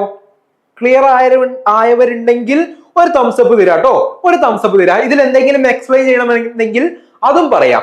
ഓക്കെ, നമ്മൾ വളരെ മെല്ലെ പോകുന്നുള്ളൂ. നമ്മൾ ഇന്ന് 5 ക്വസ്റ്റ്യൻസ്, അതായത് 100 മാർക്കിന്റെ ക്വസ്റ്റ്യൻസ് നമ്മളോട് ഡിസ്കസ് ചെയ്യുന്നുള്ളൂ. ഓക്കെ, സോ എന്ത് ചെയ്യാം, നിങ്ങൾക്ക് എന്തെങ്കിലും ഡൗട്ടുകൾ ഉണ്ടെങ്കിൽ എന്തായാലും ഇവിടെ ഒന്ന് അടിയിലൊന്ന് മെൻഷൻ ചെയ്യാം. ഓക്കെ, എന്തെങ്കിലും ഡൗട്ടുകൾ ഇപ്പൊ തന്നെ ഫസ്റ്റ് ക്വസ്റ്റ്യൻ ഇന്നൊരു ഡൗട്ട് ഉണ്ട് സാറേ എന്ന് ചോദിക്കും, അപ്പൊ ഞാൻ അത് പറഞ്ഞുതരും. ഓക്കെ, ഈ സെക്കൻഡ് ക്വസ്റ്റ്യൻ ഞാൻ പറഞ്ഞു കഴിഞ്ഞാൽ അതിൽ എന്തെങ്കിലും ഡൗട്ട് ഉണ്ട് സാറേ എന്ന് ചോദിച്ചു കഴിഞ്ഞാൽ അതിന് ഞാൻ ഉത്തരം തരും. ഓക്കെ, ഇനി ഇപ്പൊ ഞാൻ ഉത്തരം തന്നിട്ടില്ലെങ്കിൽ ഞാൻ റെഫർ ചെയ്തിട്ടാണെങ്കിൽ നിങ്ങൾക്ക് പറഞ്ഞുതരും. ഓക്കെ, നമുക്ക് നമ്മളുടെ മാർക്കുകളാണ് വലുത്. ദെൻ സെക്കൻഡ് ക്വസ്റ്റ്യൻ ആണ് discuss the remedies available to aggrieved party for the breach of contract. Breach of contract എന്താ മക്കളെ? ബ്രീച്ച് ഓഫ് കോൺട്രാക്ട് എന്താണെന്ന് അറിയാൻ ആദ്യം കോൺട്രാക്ട് എന്താണെന്ന് അറിയണം. കോൺട്രാക്ട് നമ്മൾ ഓൾറെഡി പറഞ്ഞു. കോൺട്രാക്ട് എന്താ? ഓഫർ പ്ലസ് ആക്സെപ്റ്റൻസ് എഗ്രിമെന്റ് ആയി. Agreement plus legal enforceability contract ആയി. Okay, agreement plus legal enforceability contract ആയി. ഓക്കെ, ഈ കോൺട്രാക്ട്, അതായത് നമ്മൾ രണ്ടുപേര് തമ്മിൽ ഒരു ഓഫറും ആക്സെപ്റ്റൻസും നടത്തി അതിന് നിയമത്തിന്റെ സാധുതയും കാര്യങ്ങളൊക്കെ ഉണ്ടെങ്കിൽ അതിനെയാണ് എന്ത് പറയാ? കോൺട്രാക്ട് എന്ന് പറയാം. ഓക്കെ, അപ്പം എന്താണ് ബ്രീച്ച്? ഒന്നെങ്കിൽ എനിക്ക് പറ്റിയില്ല, അപ്പൊ ഞാൻ പറയുന്നത് നമ്മൾ തമ്മിലൊരു കോൺട്രാക്ട് ഉണ്ട്. എന്താണ്? 20,000 രൂപയ്ക്ക് എന്റെ ബൈക്ക് ഞാൻ നിങ്ങൾക്ക് തരാം എന്ന് പറയുന്ന ഒരു കോൺട്രാക്ട് ഉണ്ട്. പക്ഷേ എന്റെ ബൈക്ക് എനിക്ക് നൽകാൻ സാധിച്ചില്ല. ആ ബൈക്ക് കൊടുക്കാൻ നേരത്തെ എനിക്ക് കൈയറച്ചു, കാരണം ഞാൻ 20 കൊല്ലത്തോളം കൊണ്ടുവന്ന ഒരു ബൈക്കാണ് അത്. അതൊക്കെ വിൽക്കാൻ പറ്റില്ല. ഓക്കെ, സെന്റിമെന്റൽ കാര്യമാണെങ്കിൽ ഞാൻ പറ്റില്ല, എനിക്ക് തരാൻ പറ്റില്ല എന്ന് പറയുന്നു. അങ്ങനെ എന്ത് ചെയ്യുന്നു? ആ കോൺട്രാക്ട് എന്ത് ചെയ്യുന്നു? ഇല്ലാണ്ടാവുന്നു. അതിനെയാണ് ബ്രീച്ച് എന്ന് പറയാം. ഓക്കെ, അതിനെയാണ് എന്ത് ബ്രീച്ച് എന്ന് പറയാം. മനസ്സിലായോ? Breach of contract. Formation of a contract impose obligation on both the parties to perform their respective promise. രണ്ടുപേർക്കും അവരുടേതായ പ്രോമിസുകൾ ചെയ്യാനുള്ള ഒരു ഒബ്ലിഗേഷൻ ഉണ്ടാക്കി വെക്കുകയാണ് ഒരു കോൺട്രാക്ട് ചെയ്യുന്നത്. When one of them fail or to neglect or refuse to perform his promise, അതായത് ഏതെങ്കിലും ഒരു വ്യക്തി അത് ചെയ്യാൻ ഫെയിൽ ആയി പോവുക അല്ലെങ്കിൽ റെഫ്യൂസ്, അത് നിരസിക്കുക, അങ്ങനെയൊക്കെ ചെയ്യുകയാണെങ്കിൽ അതിനെയാണ് he is said to have committed the breach of contract. അങ്ങനെ ചെയ്യുകയാണെങ്കിൽ ആ വ്യക്തിയാണ് എന്ത് ചെയ്യുന്നത്? കോൺട്രാക്ട് ബ്രീച്ച് ചെയ്യുന്നത്, കോൺട്രാക്റ്റിനെ ഇല്ലാതാക്കുന്നത്, ബ്രീച്ച് ചെയ്യുന്നത്. അല്ലെങ്കിൽ ആ എന്താ പറയാ, ബ്രീച്ച് ചെയ്യാന്ന് പറഞ്ഞാൽ തെറ്റായ രീതിയിൽ അതിനെ, ബ്രീച്ചിന്റെ മലയാളം എനിക്ക് കിട്ടുന്നില്ല. ഉദ്ദേശിച്ച സംഭവം മനസ്സിലായില്ലേ? ബ്രീച്ചിന്റെ മലയാളം ഞാൻ തപ്പി കണ്ടുപിടിച്ച് ഞാൻ പറഞ്ഞുതരാം.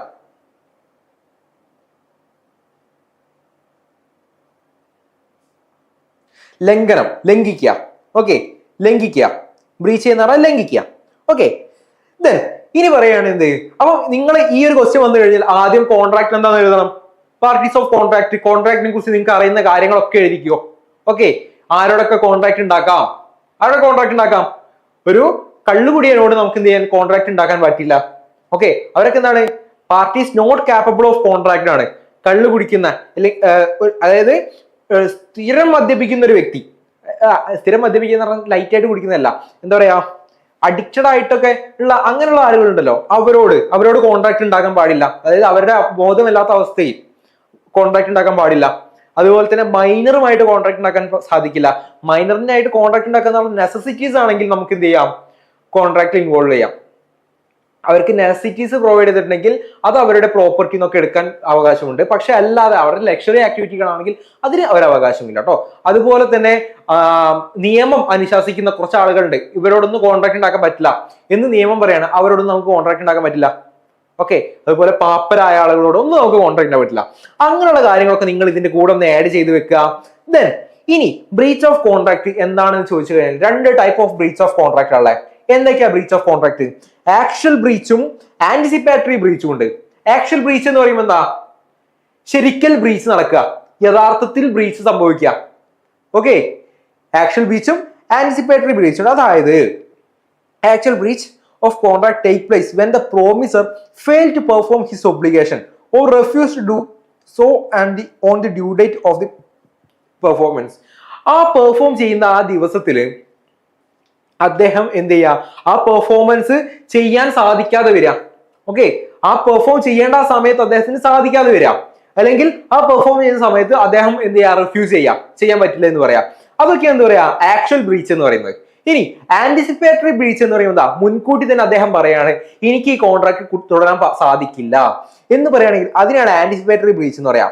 In anticipatory breach of contract, the promises either refuse to perform or make himself unable to perform a promise before the due date of performance. ആ പെർഫോമൻസിന്റെ മുന്നോടിയായിട്ട് തന്നെ അദ്ദേഹം പറയാണ് ഈ സാധനം എനിക്ക് ചെയ്യാൻ സാധിക്കില്ല എന്ന് പറയുകയാണെങ്കിൽ അതിനാണ് ആന്റിസിപ്പേറ്ററി ബ്രീച്ച് എന്ന് പറയുന്നത്. അപ്പൊ 2 ടൈപ്പ് ഓഫ് ബ്രീച്ചുകൾ ഉണ്ട്, നിങ്ങൾ മനസ്സിലാക്കിയില്ലേ? ഇനി ഓരോ ബ്രീച്ച് സംഭവിച്ചാലും അതിനുള്ള റെമഡീസ്, സൊല്യൂഷൻസുകൾ എന്തൊക്കെയാണെന്ന് നോക്കാം. ഫസ്റ്റ് വണ്ണാണ് റെസിഷൻ ഓഫ് കോൺട്രാക്ട്. റെസിഷൻ എന്ന് പറയുമ്പോൾ തെറ്റിദ്ധരിക്കേണ്ട, ക്യാൻസലേഷൻ ആണ്. ക്യാൻസലേഷൻ ഓഫ് കോൺട്രാക്ട് ആണ്. എന്താ ക്യാൻസലേഷൻ? കോൺട്രാക്ട് ഇല്ലാണ്ടാക്കുക. ഓക്കെ, ഒരാള് ചെയ്യാൻ പറ്റില്ല എന്ന് പറഞ്ഞാൽ കോൺട്രാക്ട് ഇല്ലാണ്ടാക്കുക, അതാണ് പറയുന്നത്. When one of the parties to a contract commit breach, the other party turns the contract as rescinded or cancel and refuse the further performance.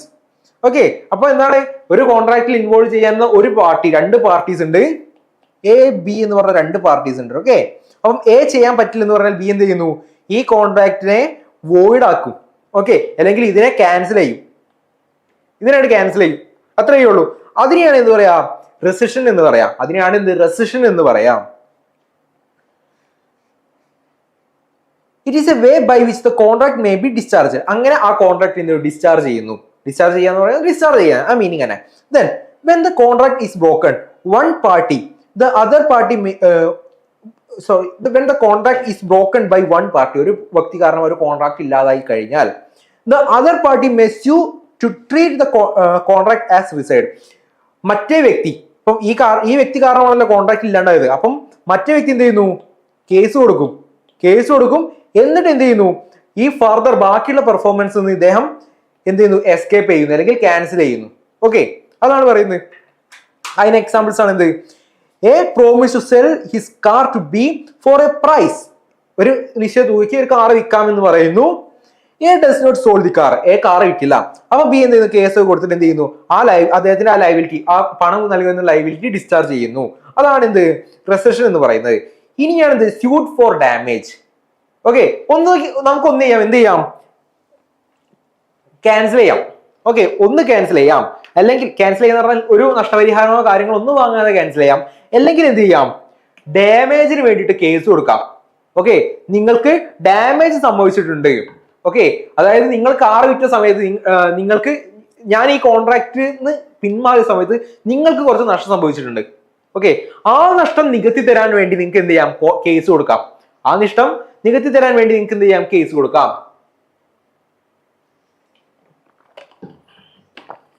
When a contract is broken, the injured party can claim damage for the other party from the other party.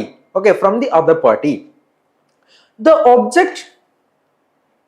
The object of awarding damage for the breach of contract is to put the injured party in the same financial position as the contract has been performed. ഇതിന്റെ ഇത് ഇങ്ങനെ ഒരു case കൊടുക്കുന്നതിന്റെ ഭാഗമായിട്ട് അല്ലെങ്കിൽ ഇങ്ങനെ damage file ചെയ്യുന്ന ഭാഗമായിട്ട് എന്താ നടക്കുന്നേ? അതായത് ഈ ഇഞ്ചേർഡ് പാർട്ടി ഉണ്ടല്ലോ, അതായത് നഷ്ടം സംഭവിച്ചു. അതായത് ഇപ്പൊ നിങ്ങൾ വിചാരിക്കുക, കാറ് നമുക്ക് വിൽക്കാം. ഓക്കെ, എന്റെ കാർ ഞാൻ നിങ്ങൾക്ക് 20,000 തരാമെന്ന് പറഞ്ഞു. നിങ്ങൾ എന്ത് ചെയ്യുന്നു? മറ്റൊരു വ്യക്തിയുമായിട്ട് കോൺട്രാക്ട് എടുക്കുന്നു. ഇന്ന കാറ് 30,000 രൂപയ്ക്ക് ഞാൻ നിങ്ങൾക്ക് തരാം. നിങ്ങൾക്ക് ലാഭം 10,000 രൂപ ലാഭത്തിന് നിങ്ങൾ വിൽക്കാൻ ശ്രമിക്കുകയാണ്. ഓക്കെ, ഞാൻ പറയുന്നത് എനിക്ക് കാറ് വിൽക്കാൻ പറ്റില്ല. നിങ്ങൾക്ക് നഷ്ടമല്ലേ? നിങ്ങൾക്ക് ആ 10,000 നഷ്ടമല്ലേ? ആ 10,000 ലഭിക്കുന്ന രീതിയിൽ നിങ്ങൾക്ക് കേസ് കൊടുക്കാൻ സാധിക്കുള്ളൂ. അല്ലെങ്കിൽ കേസ് കൊടുത്തു കഴിഞ്ഞാൽ നിങ്ങൾക്ക് ഉണ്ടായിട്ടുള്ള ആ നഷ്ടം, നടന്നു കഴിഞ്ഞാൽ ഉണ്ടാകുന്ന ആ ലാഭം നികത്താനുള്ള, അല്ലെങ്കിൽ അങ്ങനെ ഇപ്പൊ നടന്നു കഴിഞ്ഞാൽ കിട്ടുന്ന ലാഭം ഉണ്ടല്ലോ, അത് ഇല്ലാണ്ടായാലോ, ആ ഒരു നഷ്ടം നികത്താൻ മാത്രമേ നമുക്ക് എന്ത് ചെയ്യാൻ പറ്റുള്ളൂ? സ്യൂട്ട്, കംപ്ലൈന്റ് ഫയൽ ചെയ്യാൻ സാധിക്കുള്ളൂ എന്ന് പറയുന്നത്. Okay, then no compensation is to be given for any indirect or remote loss on account for the breach of the others only. The idea awarding the compensation to the injured party. അപ്പൊ എന്താ, ഒരു നഷ്ടം സംഭവിച്ചില്ലെങ്കിൽ അവിടെ ഒരു compensation കൊടുക്കേണ്ട ആവശ്യമില്ല കേട്ടോ. ഒരു നഷ്ടവും സംഭവിച്ചില്ലെങ്കിൽ അവിടെ ഒരു കോമ്പൻസേഷൻ കൊടുക്കേണ്ട ആവശ്യമില്ല എന്ന് പറയുന്നത്. ഓക്കെ, then നെക്സ്റ്റ് ഇനി നമ്മൾ പറഞ്ഞു സ്യൂട്ട് ഫോർ എന്ന് പറഞ്ഞല്ലോ, സ്യൂട്ട് ഫോർ ഡാമേജ് എന്ന് പറഞ്ഞല്ലോ. ഈ ഡാമേജ് നമുക്ക് 4 തരത്തിൽ പറയാം. 4 തരത്തിലുള്ള ഡാമേജ് ഉണ്ട്. എന്താണ്? ഫസ്റ്റ് കോമ്പൻസേറ്ററി ഡാമേജ്, രണ്ടാമത് special damage, 3 exemplary damage, 4th വണ്ണാണ് നോമിനൽ ഡാമേജ്. ഓക്കെ, ഇത്രയും ഡാമേജുകളല്ലേ. ഓക്കെ, അപ്പം ഇതെന്തൊക്കെയാണെന്ന് അറിയണം. ഫസ്റ്റ് കോമ്പൻസേറ്ററി ഡാമേജ് എന്ന് പറയുമ്പോൾ എന്താ? These damage include direct loss suffered by the agreed party. Agreed party, നഷ്ടം സംഭവിച്ചിട്ടുള്ള വ്യക്തി യഥാർത്ഥത്തിൽ അദ്ദേഹത്തിന് ഉണ്ടായിട്ടുള്ള നഷ്ടം, ഓക്കെ, അതിനെ നികത്തുന്ന രീതിയിൽ കോമ്പൻസേഷൻ കിട്ടുകയാണെങ്കിൽ അതിനാണ് എന്ത്, അല്ലെങ്കിൽ ആ കോമ്പൻസേഷൻ കിട്ടുന്ന രീതിയിൽ ഉള്ള ഒരു കേസ് കൊടുക്കുകയാണെങ്കിൽ അതിനെയാണ് എന്ത് പറയാ? കോമ്പൻസേറ്ററി ഡാമേജ് എന്ന് പറയാം. അതായത് നിങ്ങൾക്ക് ഇപ്പൊ കാർ വിറ്റപ്പോൾ 10,000 രൂപ നഷ്ടം വന്നില്ലേ, ആ 10,000 നികത്താൻ വേണ്ടി നിങ്ങൾ കേസ് കൊടുക്കുകയാണെങ്കിൽ അതിന് ഒരു കോമ്പൻസേഷൻ കിട്ടുമല്ലോ. അതിന് അത്തരത്തിലുള്ള കോൺട്രാക്ട് എന്ത്, അത്തരത്തിലുള്ള ഡാമേജിന് എന്ത്, കോമ്പൻസേറ്ററി ഡാമേജ് എന്ന് പറയാം. It is calculated as on the date of breach, taking into consideration the prevailing circumstances. ആ സർക്കംസ്റ്റൻസും ആ ഡേറ്റ് ഓഫ് ബ്രീച്ചും ഒക്കെ കൺസിഡർ ചെയ്തായിരിക്കും ഇതിന്റെ ഒരു കോമ്പൻസേഷൻ കാൽക്കുലേറ്റ് ചെയ്യാം. ഓക്കെ, നെക്സ്റ്റ് ആണ് സ്പെഷ്യൽ ഡാമേജ്. സ്പെഷ്യൽ ഡാമേജ് എന്താ? These damages are arise from the breach of contract under special circumstances. If the breach of contract under special circumstances are special circumstances, special damage can be claim. അത് കുറച്ച് special circumstances ഉണ്ട്. ഈ സർക്കംസ്റ്റൻസിന്റെ ഭാഗമായിട്ടായിരിക്കും ഇത്തരത്തിലുള്ള ഡാമേജുകൾ വന്നിട്ടുണ്ടായിരിക്കുക. Okay, ഇത്തരത്തിലുള്ള ഡാമേജുകൾ അങ്ങനെ ഒരു special സർക്കംസ്റ്റൻസിന്റെ ഭാഗമായിട്ടായിരിക്കും. ഇപ്പം എന്താ പറയാ, അതിന്റെ എക്സാമ്പിൾ ആയിട്ട് കിട്ടുന്നില്ല, എക്സാമ്പിൾ കിട്ടുന്നില്ല. അങ്ങനെയാണെങ്കിൽ ഒരു മാനനഷ്ടം പോലെയുള്ള, ഓക്കെ, അതായത് എന്തെങ്കിലും അഡീഷണൽ ആയിട്ട് നിങ്ങൾക്ക് കിട്ടുന്ന രീതിയിൽ. ഇപ്പം ഓക്കെ, നമ്മളുടെ റെലവെന്റ് ആയിട്ടൊരു എക്സാമ്പിൾ ഉണ്ട്. ഒരു പയ്യൻ, ഒരു ചെറിയ പയ്യൻ എന്ത് ചെയ്തു? അവന്റെ ഫോൺ കേടായി. കേടായപ്പോ അവൻ എന്ത് ചെയ്തു? കമ്പനി കൊണ്ടുകൊടുത്തു. കമ്പനി പറയുന്നത് ഞങ്ങൾക്ക് ഒന്നും ചെയ്യാൻ പറ്റില്ല. കമ്പനി പറയുന്നത് സത്യം കമ്പനിയുടെ കുഴപ്പമാണ്, പക്ഷെ ഈ കമ്പനി പറയുന്നത് ഞങ്ങൾക്ക് ഒന്നും ചെയ്യാൻ പറ്റില്ല. ചെക്കന് എന്ത് ചെയ്യുന്നു? കൺസ്യൂമർ കോർട്ടിൽ കേസ് കൊടുത്തു. കമ്പനി തിരിഞ്ഞു നോക്കിയില്ല. കോടതി 1 വിളിച്ചു, 2 വിളിച്ചു, 3 വിളിച്ചു, കമ്പനി തിരിഞ്ഞു നോക്കിയില്ല. മൂന്നാമത്തെ വട്ടം കോടതി എന്ത് ചെയ്തു? അങ്ങോട്ട് വിധിച്ചു, ഫോണിന്റെ പ്രൈസ് പ്ലസ് ഇത്ര രൂപ കോമ്പൻസേഷൻ പ്ലസ് ഇത്ര രൂപ അവൻ ഇത്ര വന്നതിന്റെ ട്രാവലിംഗ് എക്സ്പെൻസ് എന്നൊക്കെ പറയുന്നില്ലേ, അതാണ് എന്ത് സ്പെഷ്യൽ ഡാമേജ് എന്ന് പറയുന്നത്.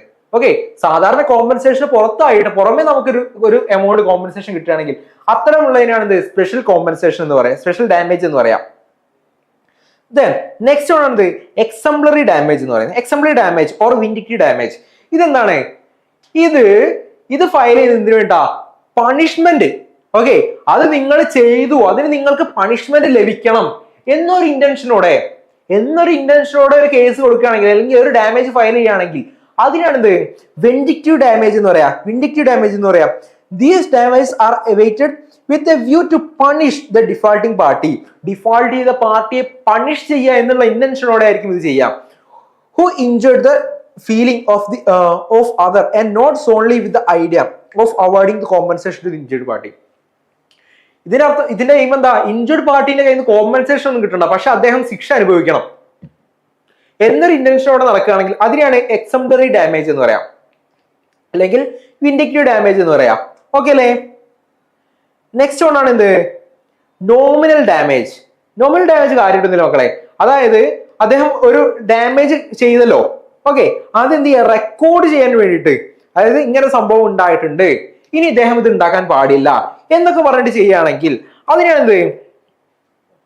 നോമിനൽ ഡാമേജ് എന്ന് പറയാം. Nominal damage are awarded in case where the injured party is able to prove the breach of contract. ഒരു breach of contract സംഭവിച്ചത് തെളിയിക്കാൻ വേണ്ടിയിട്ടോ. But he is not suffered any real loss. പക്ഷെ അദ്ദേഹം എന്താണ്? ഒരു real loss ഒന്നും സഫർ ചെയ്തിട്ടില്ല. അങ്ങനെയാണെങ്കിൽ റിയൽ ഓർ സബ്സ്റ്റാൻഷ്യൽ ലോസ്, അങ്ങനെയാണെങ്കിൽ ആണ് ഈ നോമിനൽ ഡാമേജ് ഫയൽ ചെയ്യുക. Okay, the basic idea of granting such damage is to bring the party making the breach of contract to record and recognize the right of aggrieved party. Okay, ഈ ഇഞ്ചുർഡ് പാർട്ടിയെ എന്ത് ചെയ്യാൻ? Recognise ചെയ്യാൻ വേണ്ടി ഇദ്ദേഹം ഇങ്ങനെ ഇഞ്ചുർ ചെയ്തിട്ടുണ്ട്, അല്ലെങ്കിൽ ഇദ്ദേഹം ഇങ്ങനെയാണ് എന്ന് കാണിക്കാൻ വേണ്ടിയിട്ടും, അതുപോലെ തന്നെ അദ്ദേഹത്തിന്റെ മറ്റേ അഗ്രീഡ് പാർട്ടി അഫക്ട് ചെയ്തിട്ടുള്ള വ്യക്തി ഉണ്ടല്ലോ, അദ്ദേഹത്തിന്റെ റൈറ്റുകൾ കാണിക്കാൻ വേണ്ടിയിട്ടൊക്കെയാണ് എന്ത് ചെയ്യുക? ഈ ഒരു നോമിനൽ ഡാമേജ് ഫയൽ ചെയ്യാം. ജസ്റ്റ് ഒരു എക്സാമ്പിൾ പറയാം. എന്താണ്? ഇപ്പൊ എന്റെ നാട്ടിൽ എനിക്കൊരു നല്ല പേരാണ്, ഓക്കെ, എനിക്കൊരു പെണ്ണ് കാണൽ വരുന്ന സമയത്ത് ഒരു വ്യക്തി പറയുന്നു അവൻ ഇങ്ങനെയാണ്, അവൻ കള്ളുകുടിയനാണ്, അല്ലെങ്കിൽ അവൻ ഇങ്ങനെ ഇത്ര ദൂഷ്യ സ്വഭാവങ്ങളൊക്കെ ഉണ്ടെന്ന് പറയുന്നു. ഞാൻ അദ്ദേഹത്തിനെ കണ്ടുപിടിച്ച് എന്താണ്? അദ്ദേഹത്തിന്റെ പേരിനായിട്ട് കേസ് കൊടുത്തു. അദ്ദേഹത്തിന് കണ്ടുപിടിച്ച് അദ്ദേഹത്തിന്റെ പേര് കൊടുത്തു. കാരണം ഇല്ലാത്ത സാധനം പറയുന്നത്. ഓക്കെ, അദ്ദേഹത്തിന്റെ പേരിനായിട്ട് കേസ് കൊടുത്തു. കേസ് കൊടുത്തിട്ട് എന്താണ്? അപ്പൊ കോടതി എന്താ പറയാ, അദ്ദേഹത്തിന്റെ കയ്യിൽ നിന്ന് കോമ്പൻസേഷൻ വാങ്ങിച്ചിരുമോ? ഇല്ല. കോടതി വളരെ റെയർ കേസിലേക്ക് കോമ്പൻസേഷൻ വാങ്ങിച്ചിട്ടുള്ളൂ. കോടതി ചെയ്യാവുന്നത് എന്താ? നോമിനൽ ഡാമേജ് ഫയൽ ചെയ്യും. അതായത് അദ്ദേഹം ഇങ്ങനെ ചെയ്യുന്നുണ്ട്, ഓക്കെ, ഇനി അത് ചെയ്യാൻ പാടില്ല. അത്തരത്തിലുള്ള രീതിയിൽ എന്ത് ചെയ്യുന്നു? അത്തരത്തിലുള്ള രീതിയിൽ ചെറിയ ഫൈനും ഈടാക്കും, ചെറിയൊരു ഫൈനും ഈടാക്കും. അത്തരത്തിലുള്ള ആക്ടിനെയാണ് നോമിനൽ ഡാമേജ് എന്ന് പറയാം. ഓക്കെ, അത്തരത്തിലുള്ള ആക്ടിനെയാണ് നോമിനൽ ഡാമേജ് എന്ന് പറയാം. അപ്പം ഇതാണ് സ്യൂട്ട് ഫോർ ഡാമേജ് എന്ന് പറയുന്ന കേസും. സ്യൂട്ട് ഫോർ ഡാമേജ് എന്ന് പറയുന്ന കേസ്. നെക്സ്റ്റ് ഒന്നാണ് suit for specific performance. Okay, specific performance, specific സാധനം ചെയ്യണം എന്ന് പറയുന്ന കേസാണ് കോടതി. എപ്പോഴാണെന്ന് പറയാം? In certain cases damage are not adequate remedy for the breach of contract. പല കേസുകളിലും ഈ കോമ്പൻസേഷൻ കിട്ടുക എന്ന് പറയുന്ന ഒരു ആഡ്വക്കേറ്റ് റെമഡി ആയിക്കൊള്ളണമെന്നില്ല. ഓക്കെ, പല കേസിലും കോമ്പൻസേഷൻ കിട്ടുക എന്ന് പറയുന്ന ഒരു ആഡ്വക്കേറ്റ് റെമഡി ആയിക്കൊള്ളണമെന്നില്ല, അല്ലേ? ഇപ്പൊ നിങ്ങളുടെ മാനനഷ്ടം സംഭവിച്ചു, അതിന് നിങ്ങളുടെ മാനത്തിന് 1,00,000 രൂപയാണ് വില എന്ന് നമുക്ക് പറയാൻ പറ്റുമോ? ഇല്ല. ഒരു ആഡ്വക്കേറ്റ് റെമഡി ഉണ്ടായിരിക്കില്ല. ഓക്കെ, അങ്ങനെയാണെങ്കിൽ കോടതി പറയുന്ന ഒരു സ്പെഷ്യൽ ഒരു ചിലപ്പോൾ വിചാരിക്കുക, അസ്യൂം ചെയ്യാം, ഞാൻ നാട്ടിലൊരു പ്രോഗ്രാം നടക്കുന്നു, ഞാൻ ദുൽഖർ സൽമാനെ കൊണ്ടുവരാമെന്ന് പറയുന്നു, ഞാൻ ദുൽഖർ സൽമാന്റെ അടുത്ത് പോയി കോൺട്രാക്റ്റിൽ ഏർപ്പെടുന്നു. ഓക്കെ, കോൺട്രാക്റ്റിൽ ഏർപ്പെടുന്നു, ദുൽഖർ സൽമാൻ വരാമെന്ന് പറഞ്ഞ അഗ്രിമെന്റ് ഒക്കെ എഴുതി വെച്ചാക്കുന്നു. പക്ഷെ എന്താണ്? ദുൽഖർ സൽമാൻ വന്നില്ല, പറ്റിച്ചെന്നെ. ഇന്നെ ദുൽഖർ സൽമാൻ പറ്റിച്ചു. അപ്പൊ അതിന്റെ ഭാഗമായിട്ട് ഞാൻ എന്ത് ചെയ്യുന്നു? ഞാൻ കോടതി പോകുന്നു, ഇങ്ങനെ ഒരു സംഭവം ഉണ്ട്, ഞാൻ അതിന് ഫ്ലെക്സ് ഉണ്ടാക്കി, അത്ര രൂപയുടെ ചെലവ്, എനിക്ക് ഇത്ര രൂപയുടെ ചെലവ്, എന്റെ നാട്, എന്റെ മാനം പോയി, ഇങ്ങനെയൊക്കെ ഞാൻ പറയുന്നു. അപ്പൊ എന്ത് ചെയ്യുന്നു? കോടതി പറയാണ്, ദുൽഖർ സൽമാൻ വിളിച്ച് പറയാണ്, ഇന്ന ദിവസം നിങ്ങൾ അവിടെ പോയിട്ട് ഈ പ്രോഗ്രാം കണ്ടക്ട് ചെയ്യണം എന്ന് പറയാം. ഓക്കെ, അത്തരമുള്ള ആക്ടിവിറ്റികളാണ് എന്ത്? സ്യൂട്ട് ഫോർ സ്പെസിഫിക് പെർഫോമൻസ് എന്ന് പറയാം. ഇപ്പൊ ദുൽഖർ സൽമാന്റെ എക്സാമ്പിൾ ഒക്കെ ഞാനൊരു ടെന്റേറ്റീവ് ആയിട്ട് എക്സാമ്പിൾ പറഞ്ഞത് കേട്ടോ, അതിലൊന്നും കയറി പിടിച്ച് കമന്റ് ഇടല്ലേ. ഓക്കെ, അതാണ് എന്ത്? Specific performance. അതായത് ഒരു രണ്ട് വ്യക്തികൾ തമ്മിൽ കോൺട്രാക്റ്റിൽ ഏർപ്പെട്ട് കഴിഞ്ഞാൽ ഒരു വ്യക്തി അത് ബ്രീച്ച് ചെയ്ത് കഴിഞ്ഞാൽ ആ വ്യക്തിയോട് ചെയ്യുക എന്ന് പറയുന്ന തരത്തിലുള്ള സ്യൂട്ടാണ്, അല്ലെങ്കിൽ അത്തരത്തിലുള്ള ഡാമേജ് ക്ലെയിം എന്ന രീതിയാണ് സ്യൂട്ട് ഫോർ സ്പെസിഫിക് പെർഫോമൻസ് എന്ന് പറയുന്നത്. In such circumstances the court direct defaulting party, default ചെയ്ത പാർട്ടിയെ കോർട്ട് ഡയറക്ട് ചെയ്യും to carry out the performance of the contract specifically. ആ കോൺട്രാക്ട് കംപ്ലീറ്റ് ചെയ്യാൻ വേണ്ടി കോടതി പറയുന്നു. In order of the order of specific performance at the discretion of the court may be granted in the following cases. ഈ താഴെ തന്നുള്ള കേസുകളാണ് ഇത്തരത്തിലുള്ള